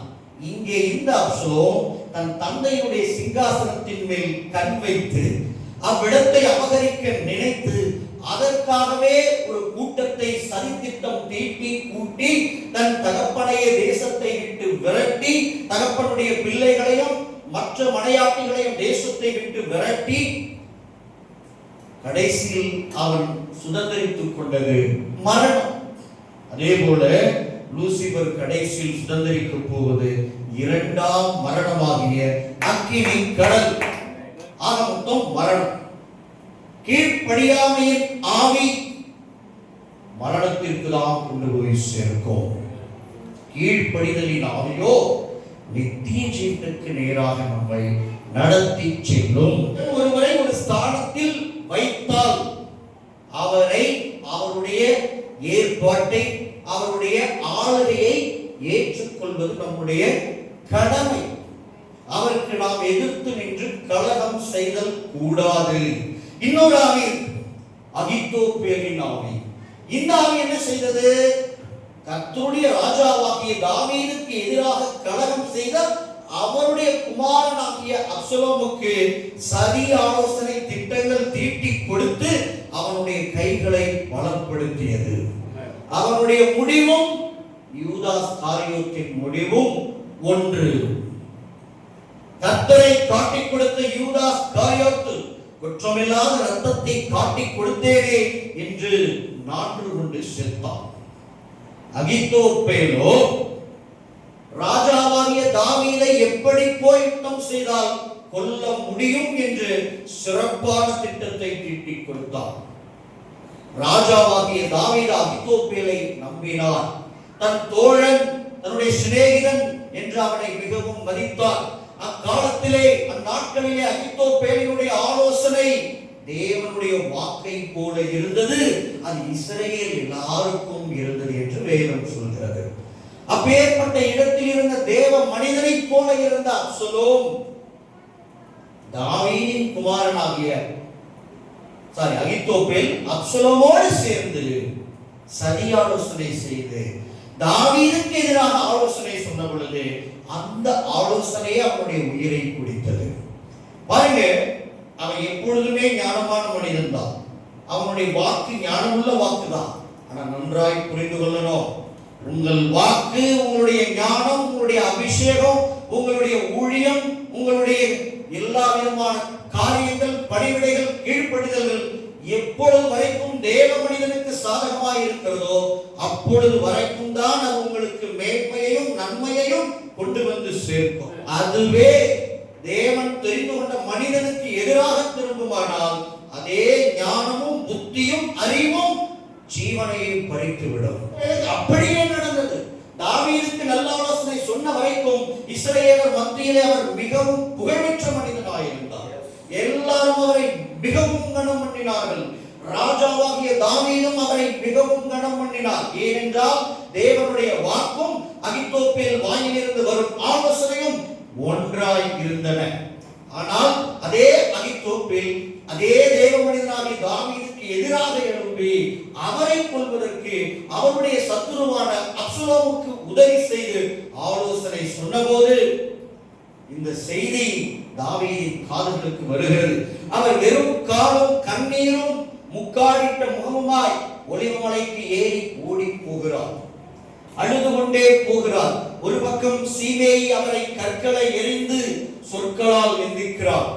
மறுபக்கம் அப்சலோமோடு கூட அகித்தோப்பேலும் இருக்கிறான் என்ற செய்தி ராஜாவாகிய தாவீதுக்கு வந்த பொழுது அவர் மிகவும் மனஸ்தாபப்பட்டு துக்கப்பட்டு, கர்த்தாவே, அகித்தோப்பேலின் ஆலோசனையை பைத்தியமாக்குவீராக என்று வேதனையோடு ஒரே ஒரு வார்த்தை சொன்னார். அந்த ஒரே ஒரு வார்த்தை அந்த அகித்தோப்பேலை நியாயம் தீர்த்தது. நான்கு கொண்டு அவன் செத்து போனான். தாவீதுக்கும் சரி, தாவீதின் குமாரனாக இயேசு கிறிஸ்துவுக்கும் ஒரே விதமான காரியம் நடந்தது. கடைசியாக கெத்செமனே தோட்டத்தில் போய் கர்த்தராகிய இயேசு கிறிஸ்து இரத்த வேர்வை சிந்தி ஜெபம் செய்தார். அவரை காட்டிக் கொடுத்தவன் அவரோடு இருந்த தோழனாகிய யூதாஸ் காரியோத்து. இங்கே ஒலிவமலைக்கு தாவீது ராஜா அழுகையோடும் கண்ணீரோடும் மிகுந்த வியாகுலத்தோடும் மேலேறி போகிறார். அவருடைய மறுஜீவனுக்கே சேதம் உண்டாகி இருக்கிறது. அவரை காட்டிக் கொடுத்தவன் அவரோடு இருந்த தோழனாகிய அகித்தோப்பேலும் நான்கு கொண்டு செத்தான். யூதாஸ் காரியோத்தும் நான்கு கொண்டு செத்தான். இரண்டு பேருக்கும் கர்த்தர் ஒரே முடிவை தான் கொடுத்தார். ராஜாவாகிய அப்சலோம் எருசலேமின் அரண்மனையில் வந்து அமர்ந்த பிறகு எப்படி நாம் தாவீதை கொல்வது என்று திட்டம் திட்ட ஆலோசனை கேட்டான். அப்பொழுது அகித்தோப்பேல் ஒரு சரியான ஆலோசனையை கொடுத்தான். அவன் சொன்னான், இப்பொழுது உங்களுடைய தகப்பன் விடாய்த்து போயிருக்கிறார். அவரோடு இருக்கிற சேனை வீரர்கள் எல்லாம் விடாய்த்து, அவர்கள் எல்லாம் திடனற்றவர்களும் பலனற்றவர்களும் பசியிலும் தாகத்திலும் இந்த ராத்திரியிலே நான் ஒரு 12,000 பேரை கூட்டிக் கொண்டு இப்பொழுதே நான் புறப்பட்டு போனால் விடாய்த்து போயிருக்கிற, மயங்கி இருக்கிற, பசியில் இருக்கிற உங்கள் தகப்பனையும் அவரோடு இருக்கிற எல்லாரையும் கொன்றுவிட முடியும் என்று ஒரு ஆலோசனை சொன்னார். அவருடைய ஆலோசனை அப்சலோமுக்கு சரியான ஆலோசனை. ஆனால் தாவீது ஏற்கனவே ஞானமுள்ள தேவ மனிதன். அவர் தன்னுடைய மனிதன் ஒருவனை, நீ என்னோடு வராதே, என்னோடு வருவது பாரமாயிருக்கும், நீ தேசத்துக்கு போய், நகரத்துக்கு போய் அப்சலோமோடு கூட இருந்தால் அகித்தோப்பேலின் ஆலோசனையை எல்லாம் நீ எனக்காக அபத்தமாக்குவாய், அந்த ஆலோசனையை நீ ஒன்றுமில்லாமல் ஆக்கி போடுவாய் என்று அனுப்பி வைக்கிறான். அப்படியே அந்த மனிதன் போய் அங்கே நிற்க அப்சலோமுடைய நேரம் கர்த்தர் கிரியை செய்கிறார். இந்த ஜெபம் வேலை செய்து அப்சலோம் அகித்தோப்பேலின் ஆலோசனையை கர்த்தாவே வைத்தியமாக்குவீராக என்ற தேவ மனிதனுடைய கண்ணீர் ஜெபம் கிரியை செய்ய தொடங்கி கர்த்தர் அப்சலோமின் கண்களை அடைக்கிறார். இந்த விசை நாம அப்சலோம் சொன்ன ஆலோசனையோடு இன்னொரு மனிதனுடைய ஆலோசனையை கேட்போம். இவன் தாவீதின் மனுஷன், நீயும் ஆலோசனை சொல்லு. ஊசா நீயும் ஆலோசனை சொல்லு. ஊசா ஆலோசனை சொல்றான். அவனுக்கு என்ன நோக்கம்? எப்படியாவது தாவீது ராஜாவையும் அவரோடு இருக்கிறவர்களையும் காப்பாற்ற வேண்டும். இப்பொழுது மிக அருகாமையில தான் இருக்கிறார். அகித்தோப்பேல் சொன்னது போல புறப்பட்டு போனால் தாவீதும் அவரோடு இருக்கிற அத்தனை பேரும் இறந்து போவார்கள். இதை தடுக்க வேண்டும். ராஜாவே, இந்த விசை அகித்தோப்பேல் சொன்ன ஆலோசனை நல்லதல்ல. ஏன் ஊசா நீ அப்படி சொல்கிறாய் என்று ராஜா கேட்க, உம்முடைய தகப்பனாரும் அவரோடு இருக்கிறவர்களும் மாவீரர்கள் என்று உமக்கு நன்றாய் தெரியும். அவர்கள் ஏற்கனவே துரோகத்தினாலே குட்டியை பறிகொடுத்த கரடியை போல துடித்துக் கொண்டிருக்கிறார்கள். இந்த நேரத்தில் நாம் அவரை போய் தாக்க போனோமானால் அவர் நம்மேல் அவருடைய கூட்டத்தார் ஒன்று சேர்ந்து நம்மை வேட்டையாடி விடுவார்கள். ஆகையால் அதுவும் அல்லாமல் உங்களுடைய தகப்பனாருக்கு இரவில் சேனையோடு தங்கும் வழக்கமும் கிடையாது. அவர் எங்காவது கெவியிலோ கண்மலையிலோ ஒளிந்திருக்கும் வழக்கம் உடையவர். அதனால் அகித்தோப்பேலின் ஆலோசனையை கேட்டால் உங்களுடைய தகப்பனை பிடிக்க முடியாது. யோவாப் உள்ளிட்ட, அபிசாய் உள்ளிட்ட பெரிய மாவீரர்கள் அவரோடு இருக்கிறார்கள். ஆதலால் நீர் தான் தொடங்கி பெயர்சபா வரையுள்ள எல்லா இஸ்ரவேலரையும் யுத்தத்திற்கு ஒன்று கூட்டும். லட்சக்கணக்கில் பல்லாயிரக்கணக்கில் எல்லாரும் ஒன்று திரண்டு ஆயத்தப்பட்டவர்களாய் உம்முடைய தகப்பனுக்கு விரோதமாய் போனால் அவர் எங்கே அரணுக்குள் ஒளிந்திருந்தாலும் ஒவ்வொரு இஸ்ரவேலனுடைய கைக்கு அந்த ஒரு கல் பத்தாது, அப்படியே ஒட்டுமொத்தமாய் அவர்களை அழித்து போடலாம் என்று ஆலோசனை சொன்னார். ஏன் இப்படி ஆலோசனை சொன்னார் என்றால், இப்படி ஆலோசனை சொல்லப்பட்டால் தான் முதல் பெயர்சபா வரை இருக்கிற இஸ்ரவேலரை கூட்டி சேர்க்க குறைந்தபட்சம் ஒரு வாரமாவது ஆகும். அப்படி ஒரு வாரம் ஆகிறதுக்குள்ள தாவீதும் அவரை சேர்ந்தவர்களும் பாதுகாப்பான இடத்திற்கு போய் சேர்ந்து விடுவார்கள். கொஞ்சம் தங்களை பலப்படுத்திக் கொள்வார்கள். இப்பொழுது அகித்தோப்பேல் புறப்பட்டு போனால் நம்முடைய ராஜா இறந்து போவார்.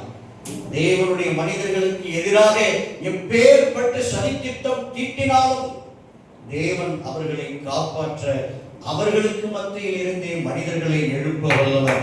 அகித்தோப்பேல் எழுப்பினால் தேவன் ஊசாக்களை எழுப்புவார். அப்சலோம்கள் எழுப்பினால் தேவன் யோவாப்களை எழுப்பி அவனை கொன்று போட வைப்பார். ஒரு நாளும் தேவ மனிதர்களுக்கு விரோதமாய் உருவாக்கப்படும் ஆயுதமோ அவர்களுக்கு விரோதமான ஆலோசனையோ ஒரு நாளும் நிலைநிற்பதில்லை. உனக்கு விரோதமாய் உருவாக்கப்படும் எந்த ஆயுதமும் வாய்க்காதே போ. உனக்கு விரோதமாய் நியாயத்தில் எழும்பும் எந்த நாவையும் நீ குற்றப்படுத்துவாய். இது கர்த்தருடைய ஊழியக்காரரின் சுதந்திரமும் அவரால் அவர்களுக்கு அவரால் உண்டான நீதியுமாய் இருக்கிறது. இந்த வாக்குத்தத்தத்திற்கு விரோதமாய் எதிர்த்து நின்று கலகம் பண்ணி வெற்றி பெற வல்லமை பெற்றவன் இந்த பூமியில் ஒருவனும் இல்லை. ஆக தாவீது ராஜா மறுபடியும் தேசத்திற்கு திரும்பி வந்தார். அரியணையில் அமர்ந்தார். ராஜாவுக்கு விரோதமாய் தங்கள் கைகளை எடுத்த அப்சலோம், அகித்தோப்பேல் உள்ளிட்ட யாவரும், பிக்கிரியின் குமாரனாகிய பென்யமீனாகிய சேவா உள்ளிட்ட பேலியாளின் மனுஷனாகிய யாவரும் கர்த்தராலே சங்கரிக்கப்பட்டு வாழ்ந்து போனார்கள். தாவீது ராஜாவினுடைய ராஜ்யபாரம் இன்னும் பலப்பட்டது. அப்போ அகித்தோப்பேலின் ஆவி, அப்சலோமின் ஆவி நம்மிடத்தில் கிரியை செய்யக்கூடாது. குடும்பத்தில் இருக்கிற கணவனுக்கு எதிராக தன்னுடைய வீட்டாரை திரட்டி கொண்டு சதி திட்டம் தீட்டுவது. மனைவியுடைய வீட்டார், மனைவிக்கு எதிராக கணவன் தன்னுடைய வீட்டாரை எல்லாம் திரட்டி கொண்டு சதி திட்டம் தீட்டுவது. பிள்ளைகள் பெற்றோருக்கு எதிராக சதி திட்டம் தீட்டுவது. வழக்காடி அவர்களை துன்பப்படுத்தி அவர்களிடத்தில் இருக்கிற கொஞ்சம் பேங்க் பேலன்ஸையும் கொஞ்சம் நிலத்தையும் அந்த கொஞ்சம் வீட்டையும் நாம் பிடுங்கி நம்மில் பங்கு போட்டுக் கொள்வோம். அப்சலோமின் ஆவி, யேசபேலின் ஆவி, இந்த ஆவிகள் குடும்பத்தை வேட்டையாடும். தனக்குத்தானே விரோதமாய் பிரிந்திருக்கிற எந்த ராஜ்யமும் வாழாய் போ. தனக்குத்தானே விரோதமாய் பிரிந்திருக்கிற எந்த வீடும் விழுந்து போ.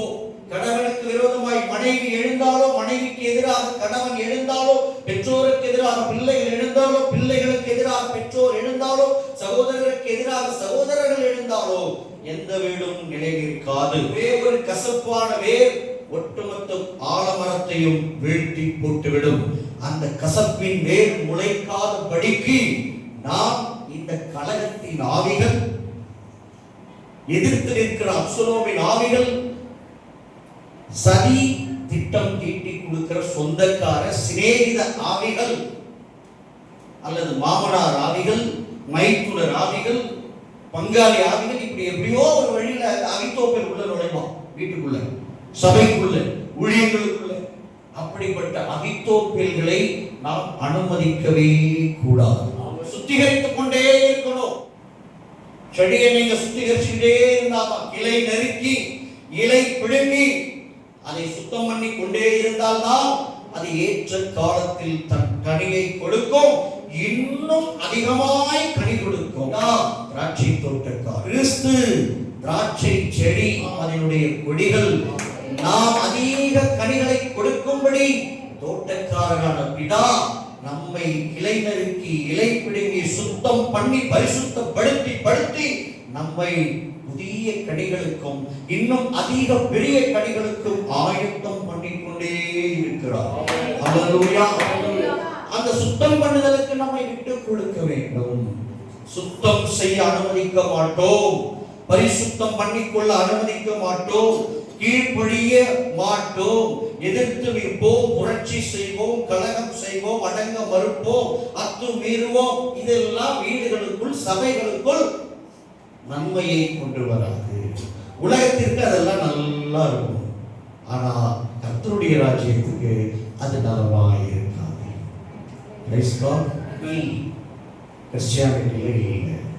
என்ன புரட்சி?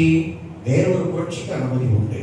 உண்மையான தேவ மனிதன் சவுக்கை உண்டு பண்ணி என் பிதாவின் வீட்டை நீங்கள் கல்லர் புகையாக்கினீர்கள் என்று வெளுக்கிற புரட்சிக்கு அனுமதி உண்டு. ஆமென். மார்ட்டின் லூத்தர் அப்படிதான் சவுக்கு எடுத்தார் ஜெர்மனியில. எத்தனை காலத்துக்கு இன்னும் தேவனுடைய ஆலயத்தை, ஜெப வீட்டை நீங்க கல்லர் புகையா வைத்திருப்பீங்க என்று சவுக்கு உண்டு பண்ணி வெளுப்பது போல புரட்சி செய்தார். அப்படி இருக்கும் புரட்சி. Price God. அனனியா சப்பீராவை நியாயம் தீர்க்கிற புரட்சி பேதுருவினிடத்திலே காணப்பட்டது. யூதர்கள் வருவதற்கு முன்பாக புறஜாதியாரோடு புசித்துவிட்டு யூதர்கள் வந்த பிறகு புறஜாதியாரை விட்டு விலகி யூதர்களோடு சேர்ந்து மாயம் பண்ணின போது அப்போஸ்தலர்களின் இளவரசனும் தலைவனுமே மாயம் பண்ணுகிறானே என்று பவுல் கண்டு மிகுந்த துக்கப்பட்டு முகமுகமாய் எதிர்த்து நின்றான். நீ யூதர்கள் வரும் வரைக்கும் புறஜாதியாரோட புசித்து அந்த புறஜாதியாரோடு புசிப்பதை அங்கீகரித்து விட்டு இப்பொழுது புறஜாதியாரை யூதர்கள் வந்த பிறகு யூதர்களோடு சேர்த்து கொண்டு புறக்கணிக்கிற மாயத்தை செய்வதென்ன? தேவ மனிதனும் சபைக்கு தலைவனுமான நீயே இப்படி மாயம் பண்ணினால் மற்ற புறவினத்து மக்கள் எப்படி கர்த்தருடைய ராஜ்யத்துக்குள்ளே மார்க்கத்துக்குள்ளே வருவார்கள் என்று முகமுகமாய் எதிர்த்து நின்றான். அது ஆவிக்குரிய புரட்சி. ஆவிக்குரிய புரட்சி செய்ய எல்லா அதிகாரங்களும் நமக்கு உண்டு. பிள்ளைகளை பொறுமையா சகித்து பார்த்து கொண்டே இருக்கிறோம். அவர்களுடைய சேட்டை ஒரு நாள் எல்லை மீறி போகும் பொழுது விரம்பை எடுத்து ஸ்ட்ராங் ஆக்கி வந்து வெளுன்னு வெளுத்தோம்னா அது சத்தியத்திற்கு ஏற்ற புரட்சி. மனைவி தன் இஷ்டத்திற்கு செயல்பட்டுக் கொண்டே இருக்கிறாள். நாமும் பொறுமையாக அவள் தன்னை சீர்திருத்திக் கொள்வாள் என்று பொறுமையாய் காத்திருந்தால் அவள் சீர்படுவது போல தெரியவில்லை. இப்படியே போனா வீட்டுடைய அடி அஸ்திபாரத்தை மட்டும் அழகா நகர்த்தி வீடு அப்படியே வீழ்த்திடுவான்னு தெரிய வரும் பொழுது முந்திக் கொண்டு இறங்கி முகமுகமா எதிர்த்து நின்று இந்த நாளை சண்டை வந்து தெருவுக்கே கேட்டாலும் பரவாயில்லைன்னு, வீடே ரெண்டு பட்டாலும் பரவாயில்லை, கொஞ்ச நாள் பிரிந்து போனாலும் பரவாயில்லை, பட் இந்த அநீதியை நான் அனுமதிக்க மாட்டேன், இப்படி என் குடும்பம் நிச்சயமாய் அழிந்து போவதை விட கொஞ்ச நாள் பிரிந்திருப்பது நல்லது என்று நீங்கள் புரட்சி செய்தால் நீங்கள் சத்தியத்திற்கு ஏற்ற புரட்சி செய்கிறீர்கள். எல்லாம் சபைக்குள்ளான புரட்சி. இது நிச்சயம் தற்காலத்தில் சிச்சை போலவும் துக்கமாகவும் தெரிந்தாலும் அதனுடைய முடிவு சமாதானமாய் இருக்கும். ஒன்றை மாத்திரம் நம்முடைய வாழ்வில் மிக தெளிவாக அழுத்தமாய் நினைவில் வைத்துக் கொள்ள வேண்டும். சத்தியத்தின்படி செயல்படுவதால், கட்டளையின்படி செய்வதனால் சண்டைகள் வருமானால், பிரிவினைகள் வருமானால், வாக்குவாதங்கள் வருமானால், எதிர்ப்புகள் வருமானால் அதை பற்றி கவலைப்பட வேண்டியதே கிடையாது. அதனால சபை உடையுது, அதனால ஊழியர்கள் உடையுது, அதனால குடும்பம் உடையுது, அதனால புருஷனும் மனைவி பேசிக்கிறதுல தப்பே கிடையாது. அதனுடைய முடிவு மிக ஆசீர்வாதமாக இருக்கும். நான் சத்தியத்தை பேசினா கடிந்து கொண்டா குடும்பம் உடைஞ்சிரும். நீங்க சத்தியத்திற்கு எதிராக உங்களை அப்படியே வளைந்து கொடுத்து கொண்டே இருப்பீர்களானால் ஒரு நாள் நீங்க பார்த்து அந்த குடும்பத்தை பாதுகாத்து வச்சிருப்பீங்க. ஆனா அது மொத்தமா ஒரு நாள் உடைஞ்சே போயிடும். ஆனா அதுக்கப்புறம் அது திரும்ப சேர்க்கவே முடியாத அளவுக்கு உடைஞ்சு போயிடும். புரியுதா? அப்ப எதுவானாலும் பிரமாணத்தின்படி கட்டப்படுகிற வீடுதான் கன்மலையின் மேல் கட்டப்பட்ட வீடு. பிரமாணத்தின் மேல் கட்டப்படுகிற சபைதான் கன்மலையின் மேல் கட்டப்பட்ட சபை. பிரமாணத்தின் மேல் கட்டப்படுகிற ஊழியம் தான் கன்மலையின் மேல் கட்டப்படுகிற ஊழியம். மனிதர்களை நம்பியோ, மனிதர்களை சார்ந்தோ, மனிதர்களுக்கு முகஸ்துதி செய்தோ, இச்சகம் பேசியோ, மனிதர்களுக்காக மனிதர்களால் ஒரு ஊழியத்தை, சபையை, ஒரு குடும்பத்தை நாம் உருவாக்குவோம். ஆனால் தேவன் அங்கு இருக்க மாட்டார். மனுஷரீகம், மாம்ச புத்தி, மாம்ச சிந்தை, மாம்ச பலன், மாம்ச கிரியைகள் தான் அங்க இருக்கும். அதனுடைய முடிவு சிதறடிப்பு, பாவேல், பெரும் குழப்பம், வாக்குவாதம், பிற்பாடு ஆளுக்கு ஒரு திசையில் பிரிந்து ஓடி போவார்கள். அப்படி ஒரு குடும்பத்தை, அப்படி ஒரு சபையை, ஊழியத்தை நாம் கட்டி எழுப்ப கூடாது. சத்தியத்தின்படி கட்டி எழுப்ப பல வருஷங்கள் ஆகுது அப்படின்னா தப்பு இல்லை. வருஷங்கள் ஆனாலும் பரவாயில்லை. உண்மையான ஒரு ஊழியத்தை, உண்மையான ஒரு சபையை, உண்மையான ஒரு குடும்பத்தை, உண்மையான ஒரு மனைவியை, புருஷனை, பிள்ளைகளை காலம் எடுத்து, வருஷங்கள் எடுத்து, ஜெபத்தோடும் பொறுமையோடும் தேவனுடைய கட்டளைகளோடும் அதற்கு கீழ்ப்படிந்து உருவாக்குங்க. அது என்றென்றும் நிலைத்து நிற்கும். அது பர்வதங்கள் எருசலேமை சுற்றி இருக்குமா போல, சீயோனை சுற்றி இருக்குமா போல, கர்த்தருடைய மகிமையும் கிருபையும் என்றென்றும் உங்களை சுற்றி இருக்கும். உங்க வீட்டை சுற்றி இருக்கும், உங்க ஊழியத்தை சுற்றி இருக்கும். சத்தியத்தை சார்ந்து கொள்கிறவர்கள் தேவனை சார்ந்து கொள்கிறார்கள். மனிதர்களை சார்ந்து கொள்கிறவர்கள் மறைமுகமாக பிசாசை சார்ந்து கொள்கிறார்கள். மனுஷனுக்கு பின்னால் இருப்பது பிசாசு, உலகத்துக்கு பின்னால் இருப்பது பிசாசு, பிசாசுக்கு பின்னால் இருப்பது உலகம், பிசாசுக்கு பின்னால் இருப்பது மனுஷன். பிசாசு, உலகம், மாம்சம் எல்லாம் ஒன்றாக இருக்கிறது. தேவன், பரலோகம், ஆவி எல்லாம் ஒன்றாக. தேவன், பரலோகம், பரிசுத்த ஆவியாகி ஆவி, இவை மூன்றும் ஒன்றோடு ஒன்று இணைக்கப்பட்டவை. சாத்தான், உலகம், மாம்சம் இவை மூன்றும் ஒன்றோடொன்று இணைக்கப்பட்டவை. அதனால தான் சொல்றேன், மேலானவைகளை மட்டுமே நாடுங்கள், மேலானவைகளோடு மாத்திரமே உரையாடுங்கள், உங்களை அதோடு கூட இணைத்துக் கொள்ளுங்கள். அப்பொழுது உங்களுடைய வாழ்வின் பாதைகள் செவ்வையாயிருக்கும். கோடலானவை செவ்வையாகும், பள்ளங்கள் நிரம்பும், மேடுகள் சமபூமியாகும், மலைகள் குன்றுகள் தாழ்த்தப்படும், குறுகலானவை விசாலமாகும், கற்கள் முற்கள் பாதைகளை விட்டு எடுத்து போடப்படும், வழி நடக்கிறதற்கு சமமான பூமி உண்டாகும், கர்த்தருடைய வெளிச்சம் அதிலே உதிக்கும், பாதைக்கும் நெய்யாய் பொழியும், மலைகளை எல்லாம் கர்த்தர் வழிகளாக்குவார், மேடுகள் எல்லாம் கர்த்தருடைய வாய்க்கால்கள், ஆற்று நீர்கள் உண்டாகும், எங்கும் விளைச்சல்கள் உண்டாகும், வனாந்தரம் செழிப்பாகும், வயல்வெளியாகும், காடாக எண்ணப்படும். கர்த்தர் ஏதேன் தோட்டத்தை போலவும் தம்முடைய தோட்டத்தை போலவும் உங்களுடைய வாழ்வை அப்பொழுது மாற்றுவார். அவையும் கொடுமுடிகளும் உங்களை பார்த்து கைகள் கொட்டும், மரங்கள் எல்லாம் உங்களை வாழ்த்தும், கர்த்தருடைய சனம் வருகிறது என்று இயற்கை உங்களை வணங்கும். சர்வ சிருஷ்டியும் நம்முடைய வெளிப்பாடுகளுக்காக, நம்முடைய எழுச்சிக்காக பிரசவ வேதனைப்படும். எப்பொழுது சத்தியத்தை கை கொண்டு வருகிற நீதியுள்ள ஜாதி பிரவேசிப்பதற்கு வாசல்களை திறவுங்கள். உம்மை உறுதியாய் பற்றிக் கொண்ட மனதை உடையவன் உம்மையே நம்பி இருக்கிறபடியால் நீர் அவனை பூரண சமாதானத்துடனே காத்துக் கொள்வீர். யார் அவரை உறுதியாய் பற்றிக் கொள்ள மனதை உடையவர்களாக, சத்தியத்தை உறுதியாய் பற்றிக் கொள்ள மனதை உடையவர்களாக இருக்கிறார்களோ அந்த சத்தியத்தை கை கொண்டு வருகிற நீதியுள்ள ஜாதி பிரவேசிப்பதற்கு எருசலேம் நகரத்தின் வாசல்கள் மாத்திரமல்ல, உலகத்தின் எந்த நகரத்தின் வாசல்களும் திறக்கும், எந்த துறைகளின் வாசல்கள் திறக்கும், தொழில்களின் வாசல்கள் திறக்கும், வருமானத்தின் வாசல்கள் திறக்கும், ஐஸ்வர்யத்தின் செழிப்பின் வாசல்கள் திறக்கும், சமாதானத்தின் சந்தோஷத்தின் வாசல்கள் திறக்கும், சஞ்சலத்தின் தவிப்பின் வாசல்கள் முற்றிலும் அடைக்கப்பட்டு போகும். நாவேன் சொல்லுகிறது, சஞ்சலமும் தவிப்பும் ஓடிப்போ, சந்தோஷமும் மனமகிழ்ச்சியும் உண்டாகும். ஹல்லேலூயா. மகிழ்ச்சி அப்பொழுது உங்கள் தலையின் மேல் இருக்கும். அப்பொழுது நீங்கள் கர்த்தரால் மீட்கப்பட்டவர்களாய் ஆடி பாடி சீயோனுக்கு திரும்பி வருவீர்கள். சிறைப்பட்ட அந்த காலத்தில் இருந்து கர்த்தாவே தெற்கத்தி வெள்ளங்களை திருப்புவது போல எங்கள் சிறையிருப்பை திருப்போம். கர்த்தர் எங்கள் சிறையிருப்பை திருப்பும் பொழுது நாங்கள் சொப்பனம் காண்கிறவர்கள் போல இருந்தோம்.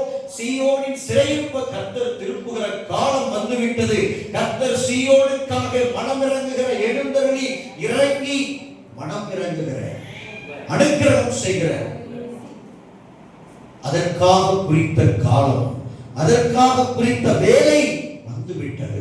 காலத்தில் நான் உனக்கு செவி கொடுத்து இரட்சணிய நாளில் உதவி செய்தேன் என்று ஏசாயா சொல்ல பவுல் சொல்கிறார், இதுவே அனுக்கிரக காலம், இதுவே இரட்சணிய நாள். ஆமென். ஹல்லேலூயா. எத்தனை பேர் விசுவாசிக்கிறீங்க? அனுக்கிரக காலம் தொடங்கிவிட்டது. இரட்சணிய நாள் இன்று முதல் தொடங்கிவிட்டது. இன்று முதல் இந்த சாயங்கால வேளையிலிருந்து என் வாழ்வில் நடக்க போகிற காரியங்கள் எல்லாம் அனுக்கிரகத்திற்குட்பட்டவை, கர்த்தருடைய இரட்சணியத்திற்குட்பட்டவை, கர்த்தருடைய காருண்யத்திற்கும் மகிமைக்கும் கிருபைக்கும் ஐஸ்வர்யத்திற்கும் கனத்திற்கும் சம்பத்திற்கும் அவருடைய மேன்மைக்கும் அவருடைய புகழ்ச்சிக்கும் கீர்த்திக்கும் உட்பட்டவை என்று எத்தனை பேர் விசுவாசித்த இந்த நேரத்தில் கர்த்தரை அப்போ தலைமைத்துவம் நமக்கு ஆசீர்வாதத்தை கொண்டு வந்து சேர்க்கும். தலைமைத்துவத்திற்கு கீழ்ப்படியாமை நம்மை கீழே விழ வைக்கும். கலகக்காரரோடே நாம் ஒன்று சேரக்கூடாது என்கிற ஸ்திரீயானவள் தலைமைத்துவத்தில் இருந்து ஆகாவை தன் கணவனை தன் கைகளுக்குள்ளே வைத்து அடக்கி கொண்டு தேசத்தை தன் கட்டுப்பாட்டில் கொண்டு வந்தார். இது இயேசபேலின் ஆவி. கணவனுக்கு கீழ்ப்படிந்திருக்க அழைக்கப்பட்டோம், கணவனோடு அன்பாயிருக்க அழைக்கப்பட்டோம். கணவனை கைகளில் வைத்து சப்பாத்திக்கு மா பிசைகிறது போலும், ரொட்டிக்கு மா பிசைகிறது போலும் அவனை இஷ்டத்திற்கு நம் கைகளின் வளைவுகளுக்கும் நெளிவு சுழிவுகளுக்கும் இருதயத்தினுடைய எல்லா சிந்தனைகளுக்கும் ஏற்றபடி மா பிசைய அழைக்கப்படவில்லை. அது மகிழ்ச்சியை கொடுக்கும். என் வீட்டுக்காரர் அப்படியே என் கைக்குள்ள இருக்கிறார், ஃபிங்கர் டிப்ஸ்ல இருக்கிறார், அவர் என் ஃபிங்கரா இருக்கிறார். நான் நீட்டினால் நிற்பார், அப்படின்னா உட்காருவாரு. அப்படின்னா எழுந்திருப்பாரு, அப்படின்னா அப்படியே படுத்து தூங்கிடுவாரு. காலையில பக்கத்துல வந்து நின்று மூஞ்சுக்கு நேரம் பார்த்தா அப்படியே சொன்னாங்க, சொல்லு எழுதிச்சுட்டேன் அப்படின்னு சொல்லி போய் காஃபி போட்டு வந்துடுறேம்மா, கொஞ்ச நேரம் அப்படியே 2 நிமிஷம் உட்காருமான்னு சொல்லுவாரு. இதெல்லாம் சாதனையா? வேதனை. இதை பார்த்து வளர்ற பசங்க அப்பாவை படுத்தி இருக்கிற பாடெல்லாம் பார்த்துக்கிட்டே இருப்பான். பின்னாடி அம்மாவுக்கு வயசான காலம் வரும்போது வச்சு செஞ்சு விட்டுருவானுங்க பசங்க. எல்லாவற்றுக்கும் வீட்டிலேயே பலனுண்டு. எங்க விதைக்கிறோமே அங்கதான் இருப்போம். நிலத்துல விதைச்சா நிலத்துல தான் இருக்கணும், பக்கத்துல போய் வாய்க்கால் எல்லாம் இருக்க முடியாது. வீட்டிலேயே விதைச்சோம் அப்படின்னா வீட்டிலேயே அறுப்போம். நம்ம மாமியார நாம பாடுபடுத்தினா நம்ம மருமகள் வந்து நாம் மாமியார் ஆகும்போது நம்மை பாடுபடுத்துவா. நாம் மருமகனாய் இருந்து மாமனாரை நாம் பாடுபடுத்தினால் நாம் மாமனார் ஆகும்போது நம்முடைய மருமகன் வந்து பாடுபடுத்துவார். இங்கே உலகம் எல்லாமே வட்டம், சுற்றி சுற்றி அங்கதான் வந்து நிற்கும்.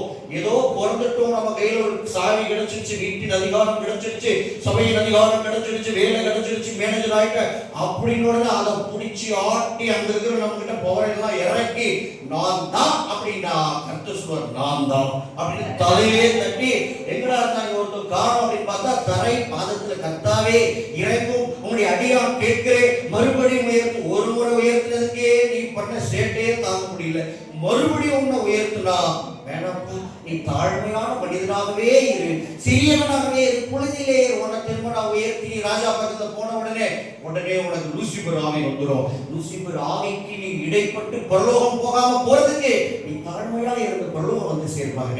கர்த்தர் அப்படியே தாழ்மையாக நினைச்சுவாங்க. சிலர் எல்லாம் கர்த்தரோட உயர்த்துறதே இல்லை, ஏன்னா கர்த்தரோட சிநேகிக்கிறார். ஏன்? இவங்கெல்லாம் பரலோகம் வரணும். இவங்க உயர்த்தினா இவங்க பரலோகம் வர மாட்டாங்க. இவங்க புத்தி என்னவாகும்? மறுபடியும் பெருமைக்கு போவோம். எழுந்து பிரகாசித்து வீழ்ந்து போவதை விட எழும்பி பிரகாசிக்காமல் பூமியிலே அப்படியே அமைதலாய் வாழ்ந்து பரலோகத்தில் வந்து பிரகாசிப்படுவார்கள். அல்லேலூயா. ஐஸ்வர்யமும் கனமும் தாழ்மையும் கீழ்ப்படிதலும் சாந்தமும் நீடிய பொறுமையும் உள்ள நல்ல மனிதர்களுக்கு தான் கொடுக்கப்படும். ரட்சிப்பு கர்த்தர் எல்லாரும் கொடுத்துவாரு. ஆனா ஐஸ்வர்யத்துக்கு பாருங்க, அதிகாரத்துக்கு பாருங்க, அது சாந்தம் உள்ளவர்களுக்கும் நீடிய பொறுமை உள்ளவர்களுக்கும் அவர்களுக்கு தான் கொடுக்கப்படும். நீடிய பொறுமை உள்ளவர்களோ பூமியை சுதந்தரித்துக் கொள்வார்கள், துன்மார்க்கரோ அறுப்புண்டு போவார்கள். அவர்கள் இப்ப பார்க்கும்போது அப்படியே பசுமையாக செழிப்பாய் காணப்படுவாங்க. அவர்களுடைய பிள்ளைகளை பார்க்கும் பொழுது ஆனந்த கழிப்பாய் ஆடி பாடி பாண்டிச்சேரி மெரினா பீச்சில் வாரம் அப்படியே செல்ஃபி எடுப்பார்கள், சிறகடித்து பறப்பார்கள். வண்ண வண்ண பூச்சிகளாய் வண்ண வண்ண விளக்குகள், அப்படியே டிஸ்கோதேக்கள் கிளப்புகள்ல போயிட்டு விதவித லைட்ல போஸ் கொடுப்பாங்க. கொஞ்ச காலம் கழித்து பார்த்தால் அவர்கள் இருந்த இடத்தை உற்று நோக்கினால் அவர்கள் அங்கே இல்லை. ஆனால் நீதிமானுடைய ஸ்தலத்தை உற்று பார்த்தால் அவன் குடிசையில் இருந்திருப்பான். இப்பொழுது கர்த்தர் அவனை கோபுரத்திலே வைத்திருப்பான். கொஞ்ச காலம் பாட அனுபவித்து கர்த்தரால் நித்திய காலமாய் உயர்த்தப்பட வேண்டும்.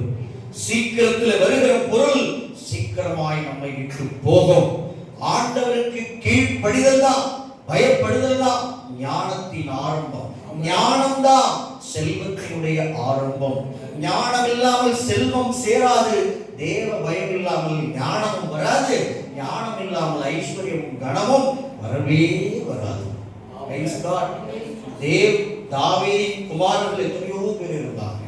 அம்னோன், அப்சலோம், எலியா, சம்முவா, கடைசியாக சாலமோன், அதோனியா, எத்தனையோ பேர் இருந்தாலும் நல்ல அம்மாக்களுக்கு முறையான வழியில் சர்ச்சை இல்லாமல் வந்தவர்களுக்கு பிறந்தாலும் கர்த்தர் அவர்களை ராஜாவாக்கவில்லை. அதோனியாவும் அப்சலோமும் எவ்வளவோ முயற்சி செய்யும் ராஜாக முடியல.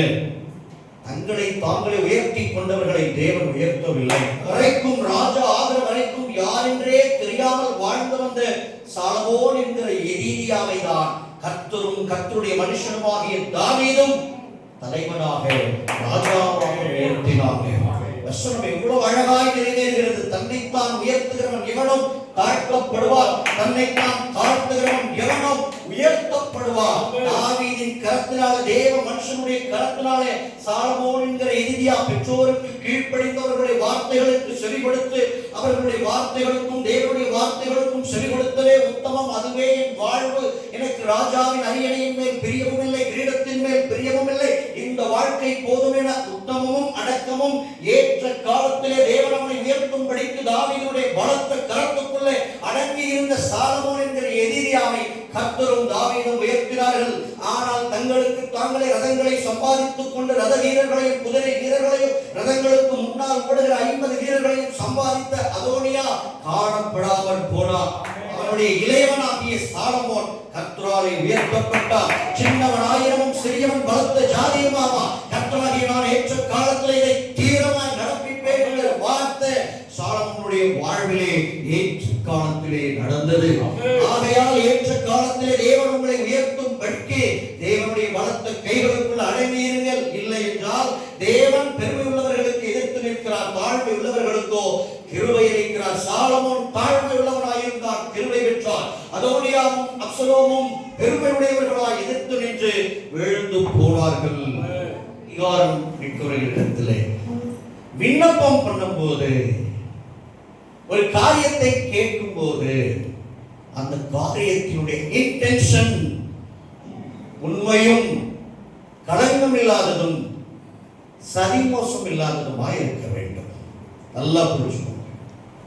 தேவ மனிதர்களிடத்துல, தலைவர்களிடத்துல ஒரு விண்ணப்பத்தை, கோரிக்கையை முன்வைக்கும் போது அது உண்மையும் உத்தமமும் எந்த தவறான உள்நோக்கமும் அற்றதாய் இருக்க வேண்டும்.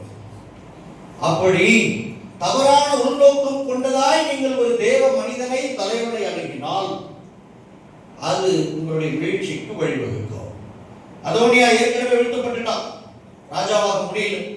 சாலமோன் அந்த இடத்துக்கு வந்துட்டார். இப்போ அதோனியா சாக வேண்டிய நிலைமை வரும் பொழுது அவன் ஓடி போய் பலிபீடத்தின் கொம்புகளை பிடித்துக் கொண்டு, இதோ அதோனியா பலிபீடத்தின் கொம்புகளை பிடித்துக் கொண்டிருக்கிறான் என்று சாலமோனுக்கு அறிவிக்கப்படுகிறது. அப்பொழுது சாலமோன் கேட்டார், அவனுக்கு என்ன வேண்டும்? அவன் ஜீவன் கேட்கிறான், உயிர் பிச்சை கேட்கிறானே. அவன் தன் ஆத்துமா, தன் பிராணனுக்கு விரோதமாக ஏதாவது செய்யாம இருந்தா, ராஜாவுக்கு எதிராக அவன் ஏதாவது செய்யாம இருந்தா அவனுக்கு ஒரு பிரச்சனையும் இல்லை. இல்லைன்னா பிரச்சனை உண்டு. மறைமுகமா சாலமோன் லைட்டா அப்படி சொல்லிதான் அனுப்பி வச்சான். ஆனா இவனுக்கு மண்டையில தூக்கம் வரல. ராஜ்யபாரம் தன்னுடையதா இருந்ததே. இஸ்ரவேலர் எல்லாம் தான் ராஜாவாக போகிறோம் என்று நம்பினார்களே. தாவீதினுடைய மிகப்பெரிய தலைமை தளபதியான யோவாப் முதற்கொண்டு எல்லாரும் தன்னை தான் அடுத்த ராஜா என்று பார்த்தாங்க. ஆனால் வீட்டிலேயே சின்ன பையன், இருக்கிற இடம் தெரியாம கிடந்த பொடி பையன், அவனுக்கு என்ன தெரியும்? அவனை ராஜாவாக்கிட்டாங்க. எப்படியாவது ராஜ்யபாரம் மறுபடியும் தன் கைக்கு வரணும். அவனும் இந்த யோவாபு இந்த எல்லாரும் சேர்ந்து திரும்ப திரும்ப திட்டம் தீட்டுறாங்க. விதவிதமா யோசிங்க, எப்படியாவது மறுபடியும் ராஜ்யபாரத்தை நம்ம கண்ட்ரோல்ல கொண்டு வரணும். அப்போ ஒரு அருமையான ஐடியா ஒருத்தர் கொடுத்தான். என்னன்னா, தாவீது ராஜாவுடைய கடைசி காலத்துல அவருக்கு உடலில் எந்த விதமான உணர்ச்சியும் அனலும் இல்லாமல் ஒரு கிட்டத்தட்ட ஒரு உயிரற்ற மனிதனை போல தாவீது முதுமையில் ஆயிட்டார். 70 வயசுதான். ஆனாலும் உடல் பல போர்கள் பண்ணி பண்ணி பண்ணி பண்ணி பண்ணி உடலில் பலம் இல்லாமல் போயிடுச்சு. 70 வயசுல கிட்டத்தட்ட படுத்த படுக்கைக்கு ஆளாயிட்டார். அப்போ அவருடைய உடம்பில் எத்தனையோ போர்வைகளை போர்த்தி உடலில் அனல் மூடல. அப்ப அனல் என்பது ஒரு மனிதனுக்கு தேவை. அப்பொழுது ராஜாவுக்கு உதவிகரமாக இருக்க வேண்டும் என்று இஸ்ரவேலின் எல்லைகளை எல்லாம் தேடி அபிஷாக் என்கிற ஒரு பேரழகியை கண்டுபிடித்து சிறுமியை கொண்டு வந்து ராஜாவினிடத்தில் விட்டார்கள்.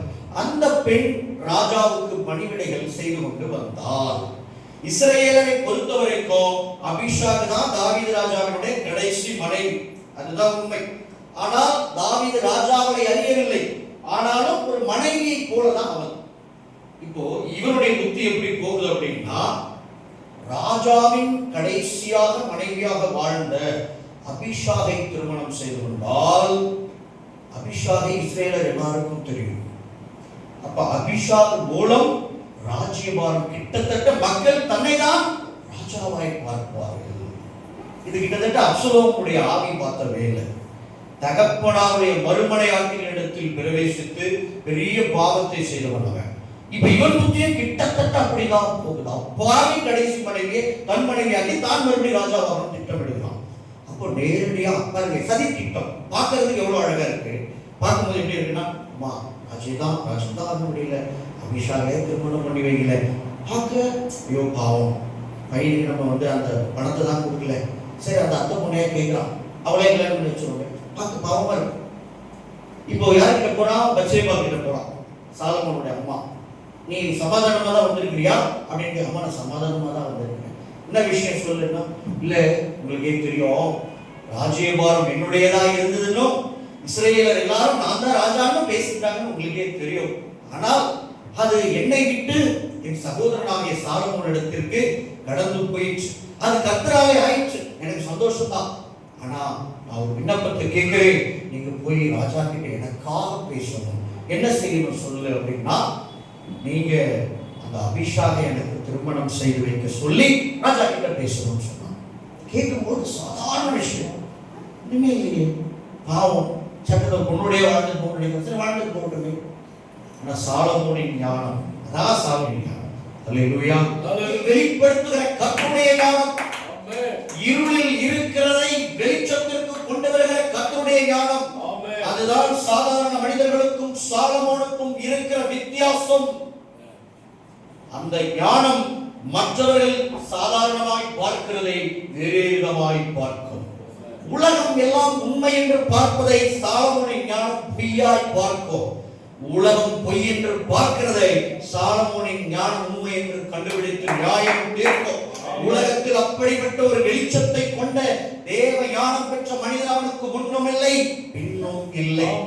இருளில் இருக்கிறதை வெளிப்படுத்துகிறவர் கர்த்தர், மறைபொருளாக இருக்கிறதை வெளிப்படுத்துகிறவர் கர்த்தர். அது தேவ ஆவியினால் மட்டும்தான் நடக்கும். அதுதான் யோசேப்பினிடத்தில் நடந்தது. அதை கண்டுதான் பார்வோன் வியந்தான். தேவ ஆவியை பெற்ற உன்னை போன்ற ஒரு மனிதனை நான் எங்கே தேடுவேன், நீயே அந்த மனிதன் என்று சொல்லி இரண்டாம் ரதத்தை ஆயத்தப்படுத்தி தென்னனிட்டு பணிந்து கொள்ளுங்கள், அவன் மேல் ராஜ வஸ்திரம் தரித்து என்னுடைய ஒரு சங்கிலியை எடுத்து அவன் மேல் போட்டு முத்திர மோதத்தவன் கைகளில் போட்டு முழு எகிப்துக்கும் உன்னை அதிகாரியாக்கினேன். இதோ ராஜாவுடைய வீட்டுக்கும் நீயே அதிபதியும் ஆளுநருமாய் இருப்பாய். சிங்காசனத்தில் மாத்திரம் நான் உன்னை விட பெரியவனாய் இருப்பேன். எல்லா விதத்திலும் இந்த தேசத்துக்கு அதிகாரி, அதிபதி, ராஜா, மன்னன் எல்லாம் யோசேப்பே நீதான் என்று சொன்னான். தேவ ஆவி அந்த மனிதனை இவனிடத்தில் வீழச் செய்தார். அல்லேலூயா. அதே தேவ ஆவிதான் தானியேலை நேபுகத்நேச்சாரை வணங்கச் செய்தது. தேவனுடைய ஆவியை பெற்ற சால் தானியேலை கண்டு நேபுகத்நேச்சார் ராஜா வியந்து போனான். தூபத்தை எடுத்து வர சொல்லி தூபம் போட்டு ஆராதித்து அவனை வணங்கும் நிலைக்கு போனான். அதான் தேவ ஆவி. அந்த ஆவி சாலமோனிடத்தில் அதிகமாக இருந்தபடியினால் தாய் வருகிறார். உடனடியாக சாலமோன் வலது பக்கத்தில் சிங்காசனத்தை போட்டு தன் தாயை அமர வைக்கிறார். நான் உங்களிடத்தில் அதோனியாவுக்காக ஒரு விண்ணப்பம் பண்ண வேண்டும், நீ அதை எனக்காக செய்யணும் பான் அம்மா சொல்றாங்க. நீ கேட்கிறது கர்த்தருக்கு சுத்தமா இருந்தா, அது சரியானதா இருந்தா நான் செய்வேன். அம்மா வந்தால் சாலமோன் நீதி தவற மாட்டான், பிழை செய்ய மாட்டான். அப்போ அபிஷாகை நீ உன் சகோதரனாகிய அதோனியாவுக்கு திருமணம் செய்து வைக்கணும்னு இவங்க எளிமையா கேட்கிறாங்க. அவங்க நினைச்சாங்க சாலமோன் அதை எளிமையா எடுத்துப்பாரு. அதுக்காக என்னம்மா அம்மா அண்ணனா போயிட்டான், திருமணம் பண்ணி வச்சிருவோம், அவனுக்கு ராஜா தான் கிடைக்கல, அட்லீஸ்ட் அந்த பொண்ணை கல்யாணம் பண்ண ஒரு ஓரமா சந்தோஷம் வாழ்ந்துருப்போம். இந்த அம்மா நினைச்சாங்க. அவ சொன்னா பாருங்க, அதான் சாலமோன். அதோனியா இந்த வார்த்தையை, இந்த கோரிக்கையை, இந்த விண்ணப்பத்தை தன் ஜீவனுக்கு சேதம் உண்டாகும்படி பேசாமல் இருந்திருந்தார். கர்த்தர் எனக்கு அதை பார்க்க அதிகமாய் தண்டனை செய்ய கடவுள் அப்படின்னா. இப்பொழுது அதோனியா சாவுக்கு ஏதுவான், அவன் சாக கடவுள் என்று சொல்லி உடனடியாக ஆணை அனுப்பி அவனை கொல்ல செய்தான். அல்லேலூயா. என்ன தப்பு நடந்துச்சு? ஒரு பெண்ணதானே கேட்டான், அம்மாவுடைய எண்ணம். ஆனா அந்த விண்ணப்பத்தில், அந்த ஜெபத்தில், அந்த கோரிக்கையில, அந்த வார்த்தையில பியூர் இன்டென்ஷன் இல்ல, ஒரு பெரும் சதி திட்டம் இருந்தது. இஸ்ரவேல் எங்கும் புகழ்பெற்ற ஸ்திரீயாகிய அபிஷாக் என்கிற ராஜாவினுடைய கடைசி பணிப்பெண்ணும் ஸ்திரீயுமான ராஜாவோடு வாழ்ந்த ராஜாவோடு உறங்கிய ஒரு பெண்ணை, தன் தகப்பனுடைய மனைவி போல் இருந்த ஒருத்தியை இவன் தன் மனைவியாக்கி கொண்டு தான் தாவீதை போலாக திட்டமிட்டான். அதை சாலமோனின் ஞானம் கண்டுபிடித்து இவன் தன் பிராணனுக்கு சேதம் உண்டாகும்படிதான் இந்த கோரிக்கையை வார்த்தையை வைத்தான். என் மேல் குற்றமில்லை, கர்த்தருடைய ராஜ்யத்தில் சிங்காசனத்தில் அமர்ந்திருக்கிற நான் இப்ப அவனை தண்டனை செய்யலன்னா ஆண்டவர் எனக்கு அதிலும் அதிகமாய் தண்டனை செய்வார் என்று சொல்லி ஆள் அனுப்பி அதோனியாவை கொன்று போட்டான். வசனம் சொல்கிறது சாலமோனுடைய ராஜ்யபாரம் மிகவும் ஸ்திரப்பட்டது. ஹல்லேலூயா. ஏன் தன் சகோதரனை கொன்ற சாலமோனை பற்றி வேதம் அடுத்து உடனடியாக சாலமோனின் ராஜ்யபாரம் ஏன் பலப்பட்டது, ஸ்திரப்பட்டதுன்னு சொல்லுது அப்படின்னா, அது உண்மையிலே கடைசி வரைக்கும் அவருடைய எதிரியாகத்தான், அவருடைய ராஜ்யபாரத்துக்கு எதிராகவே தான் வாழ்ந்திருக்கிறான் என்பதற்கு பரிசுத்த ஆவியானவர் சாட்சி பகர்கிறார். மனிதர்களிடத்தில் பேசும்போது நம்முடைய வார்த்தைகள் கண்டுபிடிக்கப்படும் என்பதை மறந்துவிடக் கூடாது. அவர்களுக்கு என்ன தெரியும்? நான் உள்ளவனை வச்சுட்டு பேசுறேன், அவங்களுக்கு எப்படி தெரியும்? அனனியா சபீரா அப்படிதான் பேசிட்டாங்க.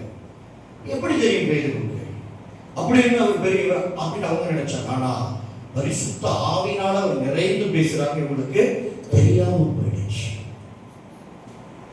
அவர் சாதாரணமா தான் பாக்குறாரு, இவங்க பார்த்தாங்க. மாறி மாறி ரெண்டு பேரும் சொல்லியோ பரிசுத்த ஆவியினால் நிறைந்து உச்சப்பாட்டு உக்கிர கோபம் கொண்டு பேதுரு சொன்னா, கர்த்தருடைய ஆவியை சோதிப்பதில் புருஷனும் பொண்டாட்டியும் ஒருமனப்பட்டது என்ன அப்படின்னு சொல்லி இப்பொழுதே கர்த்தருடைய கோபம் மேல வருது. விழுந்து ரெண்டு பேரும் மறைத்து போனாங்க. ஹல்லேலூயா. நம்ம யாரோடு பேசுகிறோம், எப்படிப்பட்ட வல்லமை நிறைந்த மனிதனோடு பேசுகிறோம் என்பதை ஆராய்ந்து தெளிந்து பேசணும். ஒரு தீவுல போய் அந்த தீவினுடைய ராஜா அதிபதிக்கு போய் சுவிசேஷம் சொல்றார். அதிபதி பவுல் மூலம் கேட்டதை எல்லாம் கேள்விப்பட்ட உடனே அவருக்கு விசுவாசம் வர ஆரம்பிச்சிருச்சு. இப்படிப்பட்ட ஒரு உபதேசமா, இப்படி ஒரு கர்த்தரா அதை ஏற்றுக்கொள்ளணும். அவர் போகும்போதெல்லாம் இந்த யூதன் உள்ள பூண்டு என்ன செய்யறான், அதிபதியை விசுவாசத்தை விட்டு திருப்பும்படி வழிமுறை செய்து கொண்டே இருக்கிறார். பவுல் பொறுமையா பார்த்து கொண்டே இருக்கிறார். பரிசுத்த ஆவியானவர் அவருக்குள்ளே இருந்து வெகுபோகம் கொண்டு மேலெழும்பி வருகிறார்.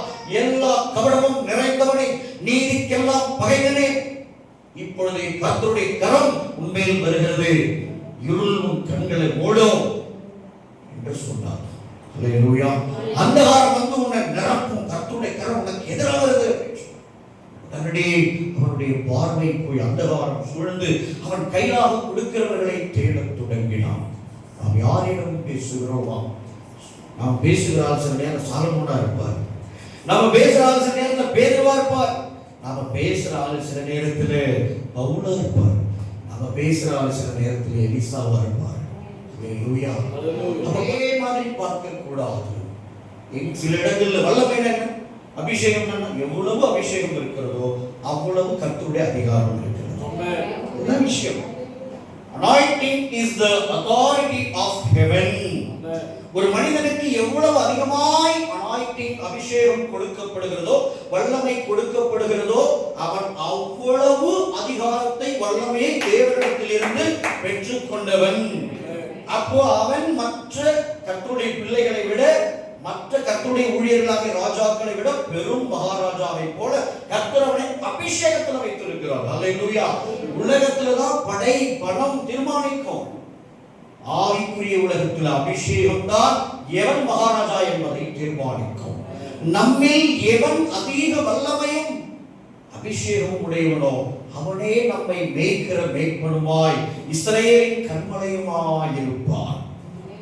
12 சகோதரர்களிலும் அதிக அபிஷேகமும் வல்லமையும் பெற்றவன் யோசேப்பு. அவன் அப்பாவை சாட்சி கொடுத்தார். யோசேப்பின் வில் உறுதியாய், அம்பு உறுதியாய் நின்றது. எய்கிறவர்கள் எத்தனை அம்புகளை அவன் மேல் எய்தினாலோ அவனுடைய வில் உறுதியாய் நின்றது. ஏன்? அது இஸ்ரவேலின் தேவனுடைய கரத்தினாலே பலமாய் நின்றது. அவன் இஸ்ரவேலின் மேய்ப்பனும் கன்மலையுமானான். ஹல்லேலூயா. தேவனால் தெரிந்து கொள்ளப்பட்டவர்களை, தேவனால் ஒரு இடத்தில் ஸ்திரப்படுத்தப்பட்டவர்களை எதிர்த்து நிற்பீர்கள் என்றால் நீங்கள் எத்தனை அம்புகளை எய்தாலும் அந்த அம்புகள் உங்களுக்கு எதிராகவே திரும்பும். அது உங்களையே திரும்ப வந்து மறுபடியும் உங்கள் நெஞ்சில் பாயும். ஆனால் தேவ மனிதர்கள் வீழ்த்தப்படுவதே இல்லை. தேவன் கைவிட்டால் ஒழிய ஒரு தேவ மனிதன் வீழ்வதே இல்லை. தேவனால் உயர்த்தப்பட்டவனுக்கு தேவனால் மட்டும்தான் தாழ்வு. கர்த்தர் அவனை கைவிட்டால் மட்டும்தான் அவனுக்கு வீழ்ச்சி. உலகத்தினுடைய ஒட்டுமொத்த மக்கள் தொகையும் ஒன்று சேர்ந்தாலும் ஒற்றை தேவ மனிதனை வீழ்த்த முடியாது. இதுதான் உண்மை, சத்தியம். அந்த காரியம் நம்மை நடவாதிருப்பதாக. அகித்தோப்பேலின் ஆவி, யோவாபினுடைய ஆவி எதை சொன்னாலும் அதில் தன் சித்தத்தை புகுத்துகிறது. யோவாபின் ஆவி, தாவீது என்ன சொன்னாலும் எல்லாத்தையும் செஞ்சிருவார். நம்ம அண்ணா யாரு? யோவாப் அண்ணா. இப்படிலாம் சொல்லி தான் நம்ம அவங்களெல்லாம் ஞாபகம் வச்சு சொந்தக்காரங்க. அப்போதான் ஞாபகம் வரும். சித்தப்பு, அது ஜோசப் சித்தப்பு, அது ஆந்திரையா பெரியப்பு, அப்படிலாம் ஞாபகம் வச்சுக்கணும். நீங்களாம் யாரோ ஒருத்தர் அப்படி இல்லை. யோவாப் அண்ணன், அகித்தோப்பேல் சித்தப்பேன், அப்சலோமா, இப்படிலாம் ஞாபகம் வச்சுக்கணும். இந்த யோவாப் அண்ணன் என்ன பண்ணுவார் தெரியுமா? தாவீது என்ன சொன்னாலும் செஞ்சிருவார். ஆனா ஒண்ணே, அவர் சொல்றதுலேருந்து கொஞ்சம் குறைச்சி செய்வார், இல்லைன்னா கொஞ்சம் கூட்டி செய்வார். ஆக மொத்தம் அவர் சொல்றதை மட்டும் செய்யவே மாட்டார். இதுவும் செய்கை தான். இந்த செய்கை, இதுவும் செய்கை. பட் எது தரமான செய்கை? எஜமான் என்ன சொன்னாரோ அதை மாத்திரம் செய்து முடிப்பதுதான் தரமான செய்கை. எஜமான் சொன்னதை கேட்டுக்கொண்டு நம்மளுடைய விஷயங்கள், நம்மளுடைய சித்தம், நம்மளுடைய இன்டென்ஷன்ஸ் எல்லாவற்றையும் உள்ள கலந்து அப்படியே உருட்டி திரட்டி அங்க வேறொரு ஃபார்ம்ல கொண்டு போய் நிறுத்தினா அவன் தான் யோவாப். நாம ஒண்ணு சொல்லி அனுப்புவோம்.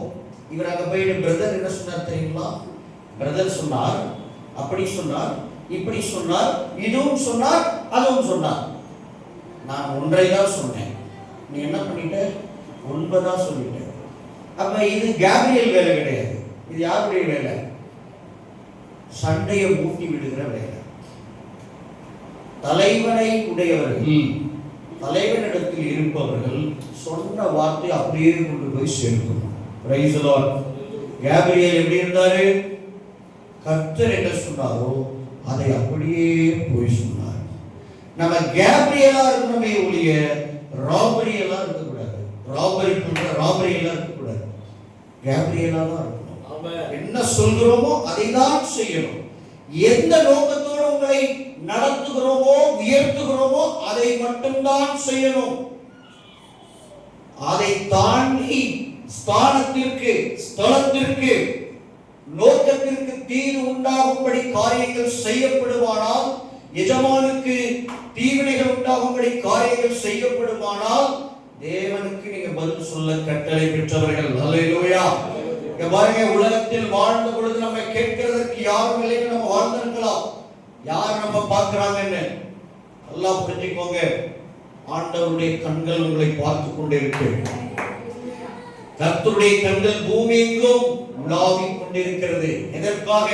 தம்மை பற்றி உத்தம இருதயத்தோடு இருக்கிறவர்களுக்கு தம்முடைய வல்லமையை விளங்க பண்ணும்படி கர்த்தருடைய கண்கள் பூமி எங்கும் உலாவிக் கொண்டிருக்கிறது. இந்த காரியத்துல மதியில்லாதவராய் இருந்தீர்கள் ஆசா ராஜாவை பார்த்து தீர்க்கதரிசி சொன்னார், கர்த்தருடைய கண்கள் உத்தம இருதயத்துக்காக உலாவுது. ஆனா உத்தம இருதயத்தோட இருந்தீங்கன்னா அவருடைய வல்லமை உங்களுக்கு ஒரு விளக்கம் பண்ணுவார். உத்தமம் இல்லாம இருந்தீங்கன்னா கர்த்தருடைய வார்த்தை அடுத்த உடனே சொல்வது, இந்த காரியத்திலே மதியில்லாதவராய் இருந்தீர், அதனால் இது முதல் நமக்கு யுத்தங்கள் நேரிடும். உடனடியாக அடுத்த நியாயத்திற்கு ரெடியா இருக்கு. மேல பிளஸிங் இருக்கு. 2 நாளாகமம் 16:9 கீழே கர்ஸும் இருக்கு. முடிவு பண்ணிக்கோங்க. Praise the Lord. ஹalleluya. ஆசா ராஜா 41 வருஷம் அரசாண்டார். 35 வருஷம் நல்லா இருந்தார், ஓஹோன்னு இருந்தார், ஆண்டவருக்கு கீழ்ப்படிந்து இருந்தார், எல்லா காரியங்களிலும் உத்தமமா இருந்தார். ஆனா கடைசி 6 வருஷத்துல பிசாசு பிடிச்சிச்சு. ஆண்டவர் மனிதனை சார்ந்து கொண்டார். 10 லட்சம் பேர் படையெடுத்து வரான். எத்தியோப்பியாவில இந்த சேரா என்கிற ராஜா படையெடுத்து வரான். திடீர்னு வரான். 10 லட்சம் பேர். யோசிச்சு பாருங்க. இவர்கிட்ட அதுல பாதிக்கும் கம்மியாக இருக்கும். ஆனா விசுவாசம், தேவனோடு நடந்த மனிதனாகிய ஆசா ஒவ்வொரு நாளும் தேவனுடைய வல்லமையும் மகிமையும் ஸ்திரப்பட்ட மனிதனாகிய அந்த ஆசா என்ன செய்தான்? தைரியமா வா, இருக்கிற படையை கூட்டிக் கொண்டு தைரியமா சேராவை எதிர்த்து களம் காண்போம். இந்த யுத்தத்தை செய்கிறவர் நாம் அல்ல, சேனைகளின் தேவனாகிய கர்த்தர் என்று களத்துக்கு போய் நின்ற அந்த அவசரத்தில் அவனுக்கு ஜெபம் பண்ணிட்டு கூட போக முடியல. களம் கண்டான், களத்திலே ஜெபம் செய்தான். கர்த்தாவே, பலமுள்ளவனுக்காகவும் பலனற்றவனுக்காகவும் உதவி செய்கிறது உமக்கு லேசான காரியம். உம்முடைய நாமத்தை சார்ந்து ஏராளமான இந்த கூட்டத்திற்கு எதிராக வந்தோம். உம்முடைய நாமத்தை நம்பி வந்திருக்கிறோம். மனுஷன் உம்மை மேற்கொள்ள விடாதேயோ. இந்த சண்டை எங்களுக்கும் அவங்களுக்கும் கிடையாது, உங்களுக்கும் அவங்களுக்குமான சண்டை. இதுல நீங்க தோத்துறாதீங்கன்னு சொன்னா ஹல்லேலூயா. மனுஷன் உம்மை மேற்கொள்ள தோற்கடிக்க விட்டுடாதீங்கன்னு முடிச்சான். 4-5 வரி ஜெபம் பிரேயர் பண்ணி முடிச்சான். கர்த்தர் யுத்தம் செய்தார். 4 லட்சம் பேர் இறங்கி 10 லட்சம் பேரை எத்தியோப்பியா வரைக்கும் ஓட ஓட ஓட விரட்டி விரட்டி அடிச்சு அடிச்சு அவனுடைய மிருகங்கள் கொட்டாரங்கள் எல்லாவற்றையும் இடித்து போட்டு பெரும் கொள்ளையை அடித்துக் கொண்டே எருசலேமுக்கு திரும்பி வந்தார்கள். அப்பேற்பட்ட விசுவாசமும் நம்பிக்கையும் உடையவனாய் கர்த்தரை சார்ந்து இப்பேற்பட்ட யுத்தம் வந்தாலும் நான் அவரை சார்ந்து ஜெயம் கொள்வேன்னு வாழ்ந்த ஒருத்தன் 35வது வருஷத்துக்கு பிறகு புத்தி மயங்கி போயிட்டான். இப்போ ஒரு சின்ன யுத்தம், அப்போ பெரிய யுத்தம், 10 லட்சம் பேர், திடீர் யுத்தம். அதே ஒரு சின்ன பிரேயர்ல ஃபெய்த்தோட நின்று அடிச்சு தூள் பண்ண நம்முடைய ஆசா மாசா இந்த ஆசா இப்போ என்ன ஆயிட்டாரு? பீஸ் ஆயிட்டாரு. இப்ப என்ன பண்ணாரு? பக்கத்து நாட்டுல ஒருத்தர் இருக்கான். யாரு? இஸ்ரேலுடைய ராஜா. அது ஒரு நாடு, அது ஒரு ராஜா. அதை கர்த்தரே தள்ளிட்டார். ஒன்னதான் ஆசீர்வச்சிருக்காரு. யூதாவினுடைய ராஜா பாஷான்னு ஒருத்தர் திடீர்னு என்ன பண்ணிட்டான்? யுத்தம் பண்ணலான்னு வந்துட்டு வழி அடைச்சிட்டான். இங்க இருந்து இஸ்ரேலர் எல்லாம் எருசலேம்ல இருக்கிற ஆலயத்துக்காக இங்க வராங்கன்னு சொல்லிட்டு அவன் என்ன பண்ணான்? அதை வழி அடைக்க ஆரம்பிச்சிட்டான். நீ எங்க சொன்னா எல்லாம் என்ன, உங்க ஊர்ல கோயில் இருக்கு, அங்க வர ஆரம்பிச்சிச்சு. இப்படியே போனா எல்லாம் அங்கே போய் சேர்ந்து அப்புறம் நாயக்கு ராஜாவாக இருக்கலாம், வழி அடைக்கலாம் அப்படின்னு வழி அடைச்சான். உடனே நம்ம ராஜா என்ன பண்ணிட்டா? இப்போ கொஞ்சம் ரொம்ப வயசாயிடுச்சு, ஃபீல் பண்ணிட்டார் உங்களுக்கு. என்ன நம்ம அடைச்சி போய் யுத்தம் பண்ணிக்கலாம், நம்ம பிரில்லியண்டா எப்படி பிரில்லியண்டா ஒரு வேலை பண்ணலாம் அப்படின்ட்டு இவர் இங்கே சீரியா போகலான்னு. எங்க அப்பாவுக்கும் உங்க அப்பாவுக்கும் அப்பவே ஒரு கவர்னன்ஸ் இல்லையா, உடன்படிக்கை ஒப்பந்தம் அக்ரிமெண்ட் சொன்னா அது எனக்கு பிரச்சனை வரும்போதெல்லாம் நீங்க வரணும், உங்களுக்கு பிரச்சனை வரும்போது நாங்க வரும்போது பழைய ஏதோ உங்க அப்பா தாத்தாக்கள் ஏதோ பண்ணி வச்சிருந்தான் அந்த ப்ராஜெக்ட் அந்த அக்ரிமெண்ட். இந்த அக்ரிமெண்ட்டை வச்சுதான் எனக்கு நம்ம பிளான் பண்ணி பண்றோம். என்ன பண்ணாங்க அப்படின்னா, வெகுமதி அனுப்புறாங்க. யார்? சீரியாவுடைய ராஜாவுக்கு அனுப்பி, நீர் எனக்கும் என் தகப்பனுக்கும் உன் தகப்பனுக்கும் இடையில் உடன்படிக்கை உண்டே, அந்த உடன்படிக்கையை நினைவு கொண்டு நீர் வந்து இஸ்ரவேலின் ராஜாவாகிய பாஷா மேல யுத்தம் பண்ண என் வழி அடைச்சிருப்பான் அப்படின்னு சொன்ன உடனே அவர் வெகுமதி எல்லாம் வாங்கிட்டு எல்லாருக்கும் வெகுமதி எல்லாம் அப்படின்ட்டு உலகனே போயிட்டு நான் பார்த்துக்கிறேன் அப்படின்னு சொல்லிட்டு அவர் போய் இஸ்ரவேலுக்குள்ள யுத்தம் பண்ண போனார். பாருங்க, பாஷா கட்டின கல்லெல்லாம் விட்டு ஓடிவிட்டான். உடனே இவங்க போயிட்டு கல்லு நமக்கு கிடைச்சிருச்சு, ஃப்ரீக்கல் எடுத்துட்டு அவங்க எடுத்துட்டு வந்துட்டாங்க. ஆனா கர்த்தருக்கு வந்துச்சு பாருங்க கோபம். ஆளனுக்குதான் தீர்க்கதரிசி வந்தான். 10 லட்சம் பேரை கொண்ட எத்தியோப்பிய சேனை திடீர்னு படையெடுத்து வந்தப்போ கர்த்தரை சார்ந்து யுத்தத்துல ஜெயமெடுத்த நீ இன்னைக்கு சாதாரண பக்கத்து நாட்டு ராஜா ஏதோ வந்தா வழியை அடைச்சா அப்படின்னு இது ஒரு பிரச்சனைன்னு சொல்லி இதற்காக நீ கர்த்தரை சார்ந்து அவனை உன் கையில நான் ஒப்பு கொடுத்தேன், இதை பயன்படுத்தி நீ அவனை முறியடிச்சு அந்த நாட்டை பிடிக்காம நீ அந்நியனாகிய சீரியா ராஜாவுக்கு வெகுமதி அனுப்பி அவனை அனுப்பி இவனை வீழ்த்தி இப்படி மனிதனை சார்ந்து ஜெயம் கொள்கிறாயே. அப்பதான் சொன்ன நம்மை பற்றி உத்தம இருதயத்தோடு இருக்கிறவங்களுக்கெல்லாம் அவர் தம்முடைய வல்லமையை விளங்க பண்றதுக்காகவே தன்னுடைய கண்ண பூமியை சுத்தி சுத்தி விடாவிடுறாரு. சேட்டலைட் மாதிரி இந்த விஷயத்தை இப்படி பதிலாம போயிட்டே, அதனால இது முதல் யுத்தங்கள் வேண்டும் அப்படின்னாரு. எனக்கு அவளுக்கு கோபம் வந்துச்சு. ஏன்னா புத்தி மாறிடுச்சு பாருங்க. அப்ப இருந்த ஆசா இல்லை, இது வேற ஆசா. உடனே கோபம் வந்து அந்த தீர்க்கதரிசி ஜெயில போட்டார். இப்ப கர்த்தருடைய கோபம் இன்னும் அதிகமாகுது. அப்போ கர்த்தர் என்ன செய்யறாரு? காலில் வியாதியை கொடுக்கிறார். எதுக்கு? அப்படியாவது இவன் தன்னிடத்துல திரும்புவான்னு பார்த்தார். ஆனா இவன் தன் வியாதியில் கூட தேவனை தேடாமல் பரிகாரிகளையே தேடினான், மருத்துவர்களை தேடி போறான். இந்த வியாதிக்கு எங்க மருந்து கிடைக்கும், யார் இதற்கான சிகிச்சை வச்சிருக்கிறாங்க, மூலிகை வச்சிருக்கிறாங்க, புத்தி இப்படிதான் போச்சு ஒழிய நல்லா இருந்த நமக்கு 35-36 வருஷத்துக்கு அப்புறம் ஏன் இப்படி எல்லாம் நடக்கணும், ஆண்டவரே என்ன மன்னிச்சிடுங்க, நான் செஞ்ச தப்புன்னு ஒரே ஒரு வார்த்தை சொல்லியிருந்தா கர்த்தர் வியாதியை நீக்கி அவனை ஆசீர்வதித்து இன்னும் பல வருஷம் வாழ வச்சிருப்பார். ஆனா இந்த மனிதன் கடைசி வரைக்கும் கர்த்தரிடத்தில் தன் முகத்தையே திருப்பல. கர்த்தரும் அவனிடத்தில் தன் முகத்தை திருப்ப முடியாமல் போய் மரித்து போனான். முடிவு காலம் எப்பவும் பெர்ஃபெக்ட்டா இருக்கணும். சொல்ல புரியுதுங்களா? நேற்று வரைக்கும் கர்த்தரோடு சரியா நடந்தோம் என்பது முக்கியமல்ல, இன்றும் நடக்கிறோமா, இனிமேலும் நடப்போமா என்பது நம் முன் இருக்கிற கேள்வி. ஆண்டவரோடு நாம் இத்தனை வருஷம் நடந்தோம் பிரதர், அவசரம் மாதிரி இனிமேல் நடங்க. முன்னை பார்க்கிலும் பின்னை, முந்தைய நிலைமையை பார்க்கிலும் பிந்தைய நிலைமையில் கர்த்தருக்காக நாம் இன்னும் வைராகியமாய் இருக்க வேண்டும். முன்பு கர்த்தரை சார்ந்து கொண்டதை பார்க்கிறோம், இப்போ இன்னும் கர்த்தரை அதிகமாய் சார்ந்து கொள்ளணும். அப்ப 10 லட்சம் பேரையே பார்க்க வேண்டாம், அப்படி பேசணும். அப்படியே யாராவது ஒரு பிரச்சனை சொன்னாங்க, 10 லட்சம் பேரையும் பார்த்தவங்க 10,000 எவ்வளவு பேர் 10. சிரிக்கணும், காமெடி பண்ணணும், பரியாச உதடுகளினாலும் அந்நிய பாஷையினாலும் அவர்களோட பேசுவார். ஹல்லேலூயா. ஜீசஸ் கிறிஸ்டே பேசினாரு. சிலர்லாம் அப்படிதான் பேசணும். ஐயா வாங்க, வணக்கம், கர்த்தருக்கு ஸ்தோத்திரம், கலாய்ச்சி போறாங்க. எப்படி சிலர் வந்து செம்மையா கலாய்ச்சி போறாங்க. ஏன்னா அவங்களுக்கு அப்படிதான் பேசணும். நம்ம விசுவாசத்தை குறைக்கும்படி யாராவது வந்து உட்கார்ந்து அவங்களும் அப்படி தூக்கி கடாசுவாங்க, அவங்க கூட பயமா இருக்காங்க. கொஞ்ச நேரம் கொண்டு மரியாதை கேட்டுட்டே இருப்பேன். ரொம்ப விசுவாசத்தை சீன்ற மாதிரி பேசினா அதுக்கப்புறம் இங்கே வேற ஒரு சிங்கம் வெளியில் சீரும், அப்படி வேற முகம் வரும். விசுவாசத்தை அசைப்பது எனக்கு பிடிக்காது. அல்லேலூயா.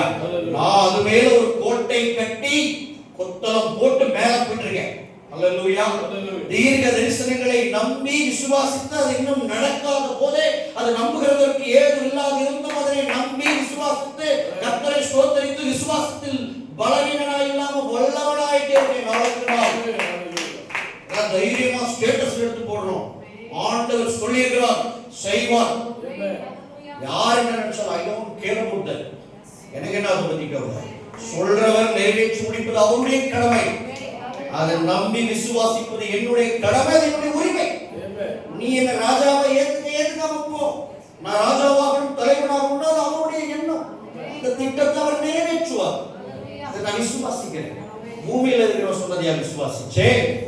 பரலோகத்தில் உன்னதத்தில் வீற்றிருக்கிற உன்னத தேவனும் அவருடைய குமாரனும் அவருடைய உன்னதத்தின் நாளையும் 3 பேரும் சேர்ந்து சொன்னதை விசுவாசிக்கிற பாக்கியவான்.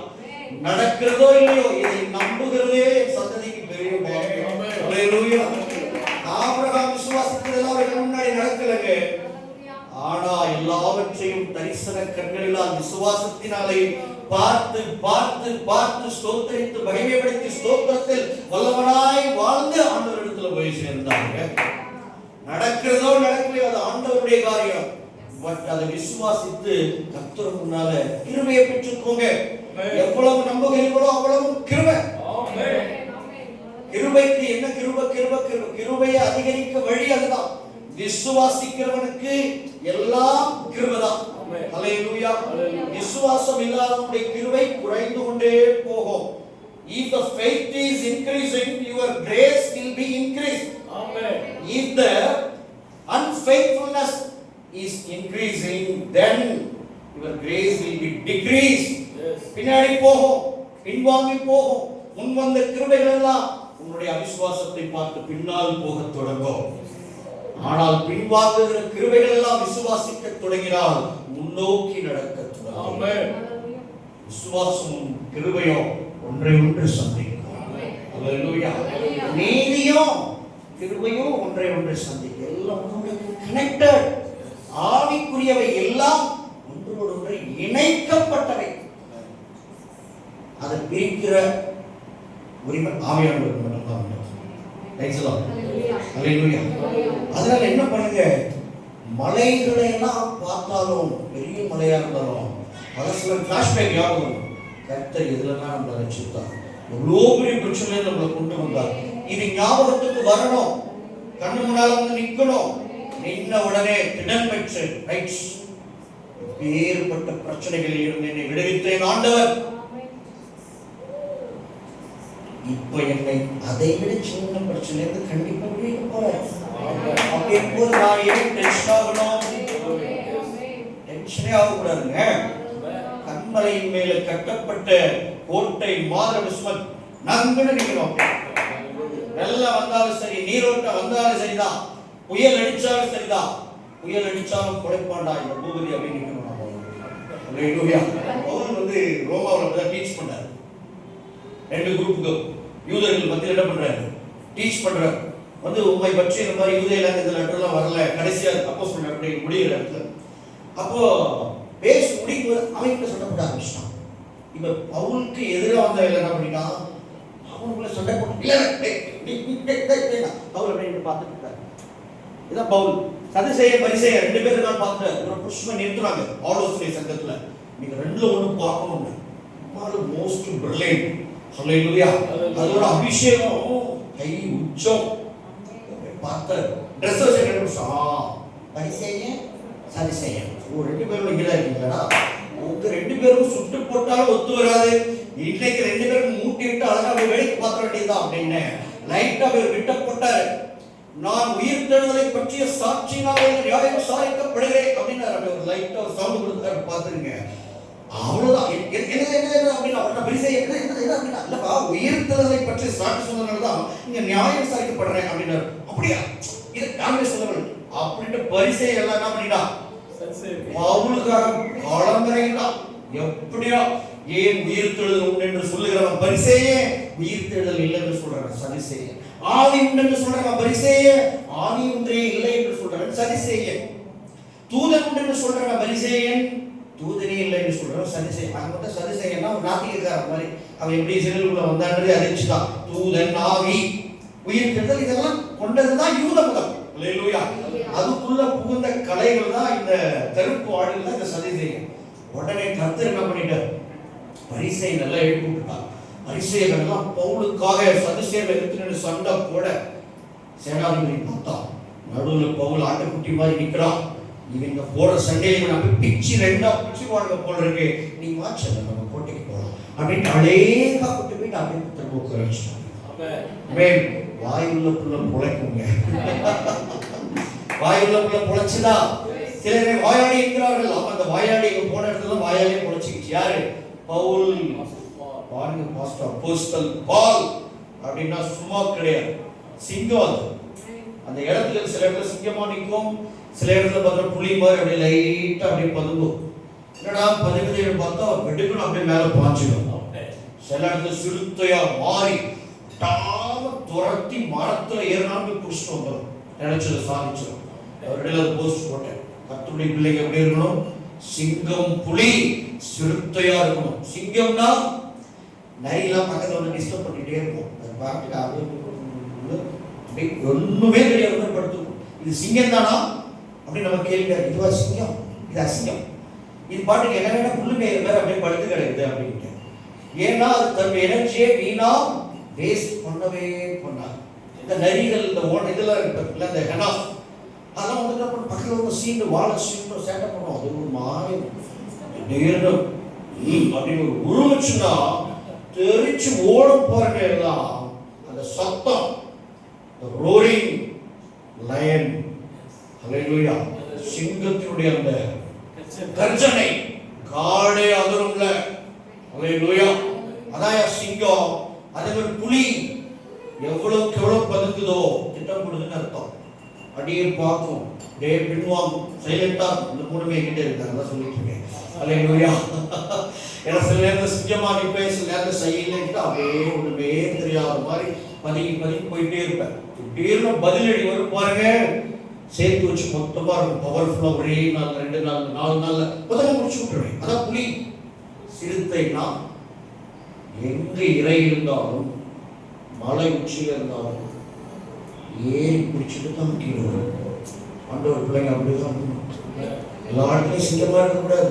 எல்லா இடத்துலையும் புலியா இருக்கக்கூடாது, எல்லா இடத்துலையும் சிறுத்தையா இருக்கக்கூடாது. எங்க சிங்கமா இருக்கணுமோ அங்க சிங்கமா இருக்கணும், எங்க புலியா இருக்கணுமோ அங்க புலியா இருக்கணும், எங்க சிறுத்தையா இருக்கணுமோ அங்க சிறுத்தையா இருக்கணும். அல்லேலூயா. அப்புறம் குதிரையாவும் இருக்கணும். குதிரைகளை பார்க்கிற வேகமா என்ன பண்ணணும்? குதிரை இத்தனால காயத்தப்படும், ஜெயமோ. எல்லா மிருகமும் நமக்கு ஆண்டவர் கொடுத்துருக்கிறார் இல்ல? நம்ம எல்லாம் மிருகங்கள் அப்பதான். ஆமா, ஏற்கனவே நாங்க எல்லாம் வீட்டுல மிருகங்கள் தான் பாஸ்டர். சபைக்கு போனா பாஸ்டருக்கு அடங்காத மிருகங்கள், வீட்டுக்கு போனா புருஷனுக்கு அடங்காத மிருகம், கொண்டாட்டி அன்பு செய்யாத மிருகம், பிள்ளைகளை பிடிச்சி கட்சி குதற மிருகம், பண மிருகம், காண்டாடா காண்டா மிருகம் இல்ல. சிலர்கள் காண்டாயிடுச்சா அவ்வளவுதான், நாங்களா காண்டா மிருகமே பாஸ்டர். நிறைய மிருகம் இருக்கு. இந்த மாதிரி மிருகம் கழுகுகளை பார்க்கிலும் வேகமும் சிங்கங்களை பார்க்கிலும் பலமும் உள்ளவர்களாயிருக்கும். காண்டாமிருகத்துக்கு ஒத்த பலன் அவர்களுக்குள்ள இருக்கும். If you are Israel, ஆவிக்குரிய இஸ்ரவேல் நம்பாடி, இஸ்ரவேல்னா அவனுக்கு காண்டாமிருகத்துக்கு ஒத்த பலன் இருக்கும். இது நம்முடைய வாக்குத்தத்தம், நம்முடைய ஆசீர்வாதம்.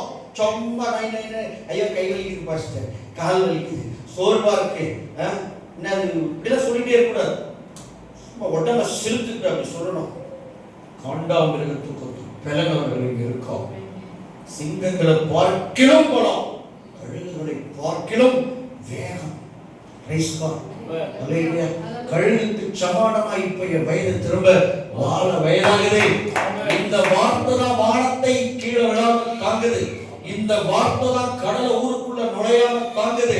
அப்ப இந்த வார்த்தை நம்ம உடம்புக்கு பலம் தராதா, ஆயுள் தராதா, இளமையை தராதா, வாலிபத்தை தராதா, கல்வியை தராதா, ஞானத்தை தராதா, தேவ பக்தியை, ஜெபத்தை, வேத தியானத்தை, பிள்ளைகளுக்கு நல்லொழுக்கம், தேவ பக்தி, ஆராதனை, பாடல், துதி, தாளந்து, டேலண்ட், கீபோர்டு எல்லாத்தையும் தரும். இப்படி எடுத்துக்கணும். அப்படியே போயிட்டு அப்படியே திராட்சை கொஞ்சம் சாப்பிட்ற மாதிரி சாப்பிடணும். சும்மா எல்லாத்தையும் அழுதுகிட்டு புலம்பிக்கிட்டு பொறுத்துக்கிட்டு அங்கெல்லாம் எங்களுக்கெல்லாம் இருக்கிற பிரச்சனை எல்லாம் நாங்கள் போர்வையா போட்டு தூங்கிட்டு இருக்கிறோம். உண்மையா சொல்றோம். அப்படியே பிரச்சனையை போர்வையா எடுத்து போத்திக்குவோம்.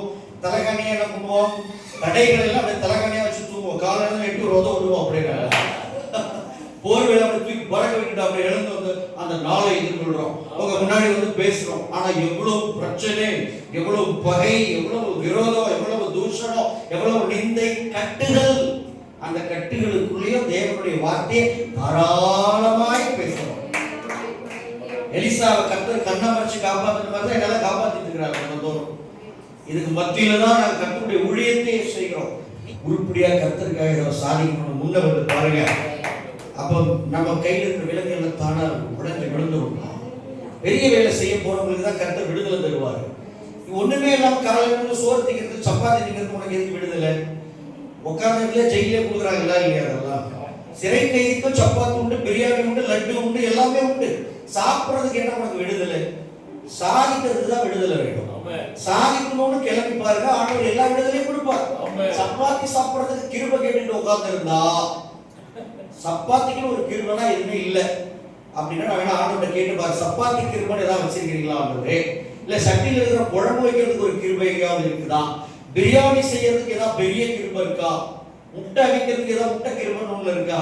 தக்காளி வெங்காயத்தை அவிக்கிறதுக்கு தனியா தக்காளி கிருபை தான். என்ன கிருபை என்ன ரேஞ்சில் இருக்குது?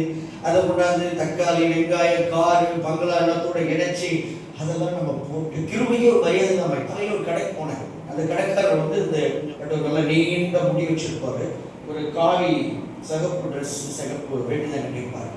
அவருக்கு நான் யாருக்கும் தெரியாது. ஏன்னா டீ சாப்பிட்டு போனேன்னா அவர் என்ன பண்ணாரு, டீயை கொடுத்து யாரும் ஒரு லேடி வண்டியில் கிராஸ் பண்ணாங்க. நான் பார்க்கல, இந்த பக்கம் திரும்பிட்டு இருந்தேன். அவர் கூட போறாங்க இல்லை இந்த யாருங்க அவங்க அல்லலியா கோஷ்டி. அவங்க நம்ம கடையில் டீ சாப்பிட மாட்டாங்க. என்னது என்னன்னு கேட்டு இல்லை, இந்த அல்லலியா இல்லை, அல்லலியா கோஷ்டி அவங்க நம்ம கடையில் டீ சாப்பிட மாட்டாங்களா? ஏன் ஏன் ஏன் என்ன காரணம் அப்படின்னு கேட்டேன். எங்கள் சாமியெல்லாம் சாத்தானோ அப்படின்னு சொல்றாரு. எங்கள் சாமியெல்லாம் சாத்தானோ, எங்கள் கையெல்லாம் அவன் டீ சாப்பிட மாட்டாங்க. நான் இந்த மாதிரிலாம் ட்ரெஸ் பண்ணியிருக்கேன். அது அப்படியே சொன்னதுக்கு ஒன்றும் கிடையாது அப்படின்னு. ஆனால் நான் யாருக்கும் சொல்லவே இல்லை. அப்போ நம்ம ஆளுங்க அழகாக பேர் எடுத்துக்கிறாங்க. எங்க போனா இதான் சொல்றான், முதல்ல நீ கிறிஸ்தவன்னு நல்ல பேர் எடுக்கிறே இல்லையா? முதல் வேலையா சாத்தான், பிசாசு, பேய், பூதம் அதெல்லாம் நம்ம பேர் வைக்க சொன்னாங்கல்ல. ஆதாம் கூப்பிட்டு ஆண்டவர் பேர் வைக்க சொன்னார்ல. தம்பி வா, அதுக்கு என்ன பேர் வைப்போம்? அந்த கோழிக்கு கோழின்னு தான் பேர் வைப்பேன் டாடி. அந்த ஆட்டுக்கு என்னடா பேர், இப்போ ஆடுலே பேர் வைக்கிறேன்னா மாடுக்கு என்னடா பேர் வைக்கிறேன், மாடுலே பேர் வைக்கிறேன் மாதிரி நீ போன உடனே முதல்ல பிசாசுக்கு பேர் வைக்கிற வேலை தான் செய்யுது. அவன் எல்லாம் பெணாத்திக்கலாம், என்னடா எங்க சமயம் வந்து பிசாசுங்கிறாங்க, பூதங்கிறாங்க, பேய்ங்கிறாங்க, இதுக்காக அவனை கர்த்தர் ரட்சிப்புகளை கொண்டு வந்தார். நீ ஏதாவது பூமிக்கு உப்பா இருப்ப, இல்ல உணவா இருப்ப, வெளிச்சமா இருப்பேன்னு உடன்படிக்கை பண்ணி கூட்டிட்டு வந்தா வைராக்கியம் பாராட்டுறாங்களாம். நான் வைராக்கியம் கர்த்தருக்காக வைராக்கியம் பாராட்டுறேன். அதை வந்து இப்படி காட்டக்கூடாது. நமக்கு அது தெரிஞ்சாலும் கிறிஸ்துவை அவங்க புகழ்ற வாயில அவங்களுக்கு கொடுக்க வைக்கிறது தான் உண்மையான வைராக்கியம். நம்மளால முடிஞ்சா அவங்க வாயால இயேசு ஆண்டவர்னு சொல்ல வைக்கணும். நம்ம வாயால அவங்கள்ட்ட போய் பிசாசுன்னு சொல்றது என்ன பெருமை வேண்டி கிடக்கு? இதெல்லாம் பெருமையா? கண்டிப்பா பெருமையே கிடையாது. நம்முடைய சின்ன சின்ன தவறுகளால யாரும் ஊழியம் செய்ய வரவங்க கூட குழந்தை இருப்பாங்க. நீங்க பண்ணி பேசி சொல்லிட்டு போயிருவீங்க, அப்ப யாரும் ஊழியம் செய்ய வருவாங்க. அவங்க போய் கோபத்தை காமிப்போம், வா இங்க வா டிராக் பண்ணுவா, இந்த டீ எடுத்து மூஞ்சில ஊத்துறா அப்படியே அந்த டீ கடை மூஞ்சில ஊத்துவாங்க. நல்ல வேலை நான் யாருமே சொல்லலை, தப்பிச்சு ஓடி கடைக்கு வரக்கூடாது போடுறேன் அப்படின்னு சொல்லிட்டு ஞானமுள்ளவர்களா இருங்க, பிராக்டிக்கலா இருங்க.